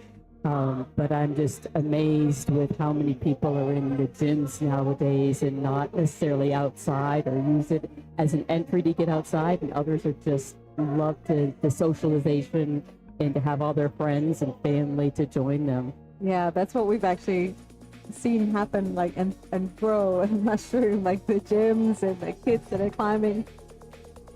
Absolutely. So you were saying the first time it's been used in competition that you've seen? Yes, I'm used to seeing the boulder competitions and the speed competitions and the lead, but nothing with auto belays for all different levels. And I really didn't know what to expect, but when I saw 20 some odd auto belays, I'm like, holy moly. It's really impressive. Again, just mostly you see a lot of the boulder competitions or you see the speed wall competitions, but not something that opens up for all different levels. Yeah, we've seen a change in the format from our rookie to go from lead to auto belay and top rope, and the youth, of course, not all the youth can lead climb yet. So in order to make the competition more accessible, we've made sure that, more people can join it, and it's a large part of it is because of the auto belay. So even if you don't have the skills yet to climb, you can clip in, climb your heart out. Absolutely. That's one of the beauties of auto belays is when you can learn how to climb by using them, but also if you don't have somebody around, you can climb as well. You don't need to have a belayer and someone that has the ability to belay you, and you can just learn at your own time frame and your own level. That's actually a very big plus point, because some people are quite shy. Like if you're just starting out, for example, you don't quite have those, amazing skills that you need to impress anyone on the wall. You might want to try. And actually, we've had the True Blue IQs going around the gyms in the run up to this. And thank you for that, because that means you can have now an opportunity to lead climb, come up the wall, and just hang out, and then go back on and try, which is something that we were we didn't even know you could do. Yeah, Actually. those are our new units, the IQ Plus, which has a catch and hold function. And so a lot of times, well, the regular autoblaze, the IQs where you can climb, but as soon as you fall, it brings you all the way down. Where the IQ Plus, it has a catch and hold feature, which you can time it to hold you for 10 or 20 or 30 seconds. And as you climb, if you can't do that move, it will hold you so you can rest and relax and then get back on it and then climb again. You can fall up to however many times, but it allows you to get to the top. So for someone new, especially with kids, it gives you that ability to get to the top. So it really encourages you. And for a senior climber, a more active climber, not a senior climber, but an active climber that allows you to work on a problem and climb at a higher level. So Great for that crank training. We've seen a lot of shares, people going, I didn't know we could do this, and sharing our posts about the True Blue IQ Plus, which, by the way, guys, is over at Camp5 Wanutama right now. Go and check it out. Director Atira has definitely checked it out. Is it good? Good. She says good. have you tried it? Yes, I can safely say, no, I can confidently say I was one of the first. I was a guinea pig. It's cool. It's really cool. Yeah. Makes me wonder why I bothered getting my lead certificate if I can just go on the True Blue IQ Plus and Well, it is great to help you work on problems and build your strength. But if you are at a much more advanced level and you're doing overhangs, then it becomes a little bit more challenging because you can't get back on the wall if you're further out. But it is a fantastic opportunity to really build your strength, build your confidence, work on a problem, get to the top. And so it's been well received by gyms and parks alike. Is this your first time in Malaysia?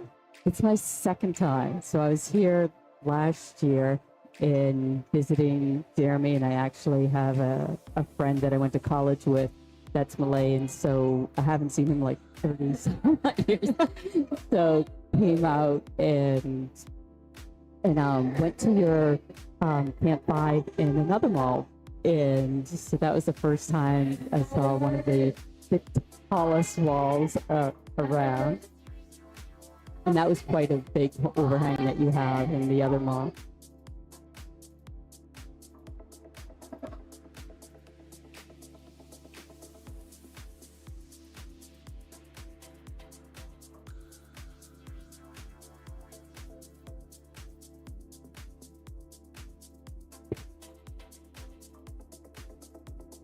Are you inspired to come and climb?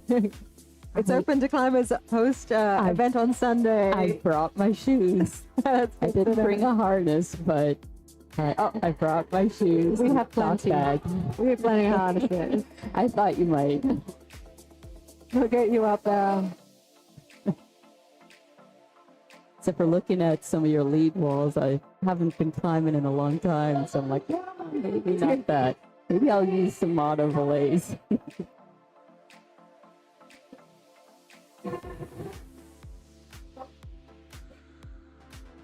We have so many routes. There's something for everybody. It's been a big effort to get everything up there this week. And I was saying to like, we see the whole wall stripped, and you're like, where did all the routes go? How are they going to do this? And it's like a blank slate and a blank canvas. And then 3 or 4 days later, they have their powers combined. They have put all of these routes up. They all look amazing. These up at 3 or 4 days. They haven't been up for months. Wow.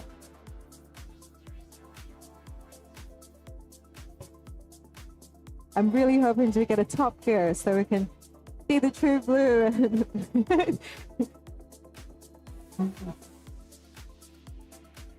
Very cute. The kids have been at it for almost 3 hours now, so they're getting a little bit tired. it's just amazing on all the ages and sizes, from the smallest girls and boys, and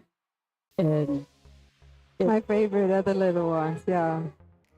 no fear, and the flexibility and the strength, and just watching the excitement on their face when they get to the top, or their frustration if they can't, and seeing all the spectators and the parents and the friends cheering them on, and hopefully making climbers out of them too.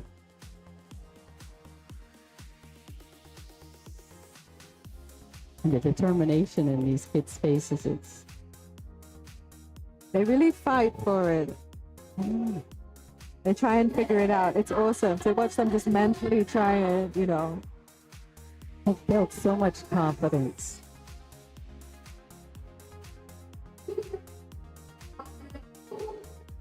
This is a great view, being able to see them at a higher point and seeing how they're figuring out a problem and how to move their body to get a higher reach. Or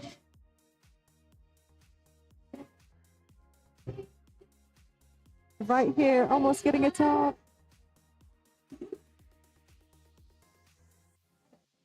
he certainly knows how to shake out, and so she doesn't get so pumped in her forearms. Yeah, it's been very impressive to see so many troopers in a row of them. Amazing. We've got our auto-belay junkies as well. So they're like, what? There you go. A nice top. Thank you so much for talking to us, Candace. Well, thank you. And I hope so you much. enjoy the rest of the weekend. Oh, I definitely will look forward to seeing everything that you have this weekend. For Malaysia, we're all about the spicy food and the food. Just food. I promised myself when I got here, I'm not going to eat anything but your local cuisine, and to really embrace everything with Malay culture. Yeah, we claim it all. It's all ours. It's all Malaysian food. Yeah. Well, thank you so much. I really appreciate the opportunity to be able to sponsor this awesome event and growing event, and very popular, not only in bringing people from Malaysia here, but from, it sounds and it looks like, from all over the region. So congratulations, and we hope we can do it again next year. That's awesome. We couldn't do it without you guys. Our sponsors, of course, a big part of how Frank has grown, and being behind a competition and being part of the community, supporting our climbing community in Malaysia here. Thank you so much. Well, thanks again for the opportunity. I really appreciate it.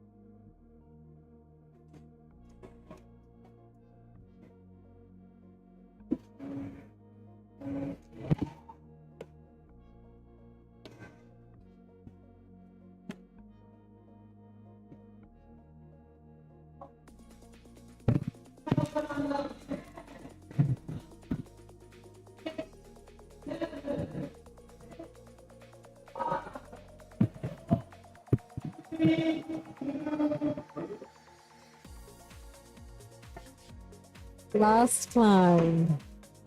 Congratulations on getting through an epic 3 hours of qualification. You 2, 3, and 4 just wrapping things up over there.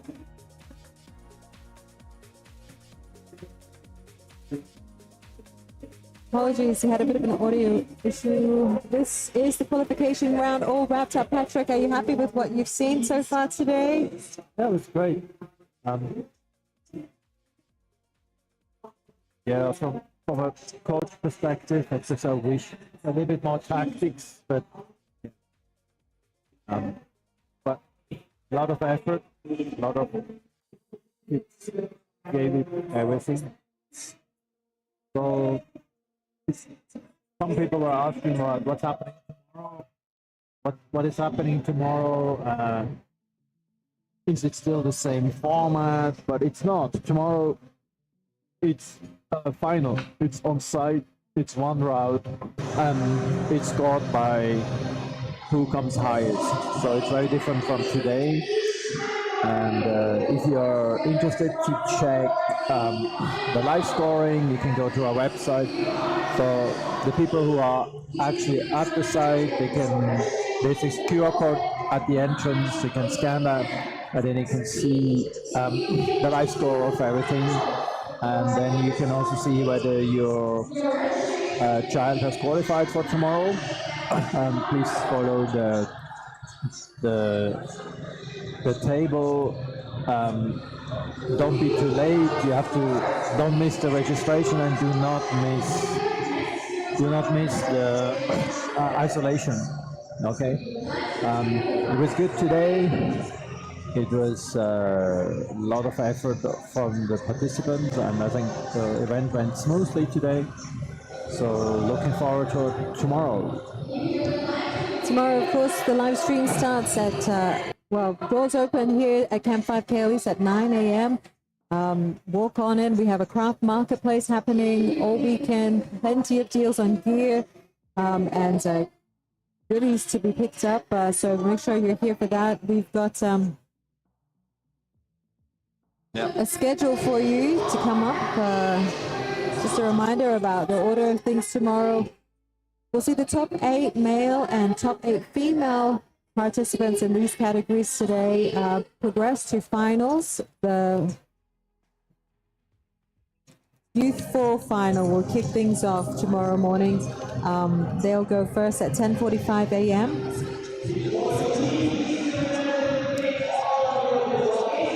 Youth 3 will follow that, and Youth 2 will also follow that. I will see you guys tomorrow. Thank you for joining us, Patrick. Looking forward to your commentary tomorrow. Any questions, you guys, put it onto the live stream chat. Join us. We'll be going live at, let me just get that time for you. 10 a.m. is a good time, I think. All right. And I'll see you tomorrow at 10. See you, Patrick. Thanks so much for joining me here in the commentary booth.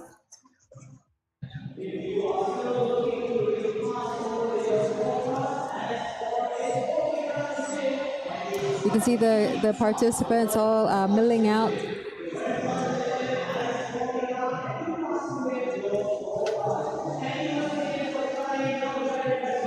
Just a reminder of the schedule tomorrow. Here we go. Finals kick things off here at Camp5 KL East for Crank Lead Comp 2024. The Youth 4, the 6 to 10-year-olds, 8 male and 8 female top climbers will be in competition in the final. That starts at 10:45 a.m. We'll roll straight into the Youth 3 competition, top 8 for the male and female in the Youth 3 category. And when that wraps up, we'll also head into the Youth 2 category. Same time happening, the Youth 1 will get their qualification started at 10:45 a.m. Similarly, a 3-hour rodeo format. At 1 o'clock, the intermediate for the adult category and the masters. 4 p.m. the rookie category on top rope, and 4:30 p.m. the open category, the ones to watch. Of course, live stream coverage will prioritize the youth finals and the prize presentation tomorrow, but join us but we'll be streaming all day. So make sure you join us. Share the link. If there's anyone that you're looking to give a shout out to, let us know. We'll look to make sure we get them on the screen. Once again, a big thank you to our sponsors here. We are joined in the endeavor that is Crank Lead 2024 by Petzl. Access the inaccessible and all sports equipment. Also joining us, Head Rush Technologies, True Blue Auto Belays, the Malaysia Convention and Exhibition Bureau, So Ill, Waltopia, Cheetah, Flat Hold, Miracle, Snap, Stacks Holds, Super Climbing, Verticale, Virgin Grip, AG Holds, Core Zone, Crux Particle, Evolve, Keyhold, Lacuna, and Lululemon. 72,000 ringgit is up for grabs this weekend. Just under 15,000 of that in cash. Big weekend for us. We're going to end the live stream now. Make sure to join us back on. Again, athletes and competitors, check the website, camp5.com/events to see the live update for who will be going through to tomorrow's final. And we'll see you guys tomorrow, hopefully in person. Just come. Doors open 9 p.m. 9 a.m. Oh my gosh, 9 a.m. Bye-bye.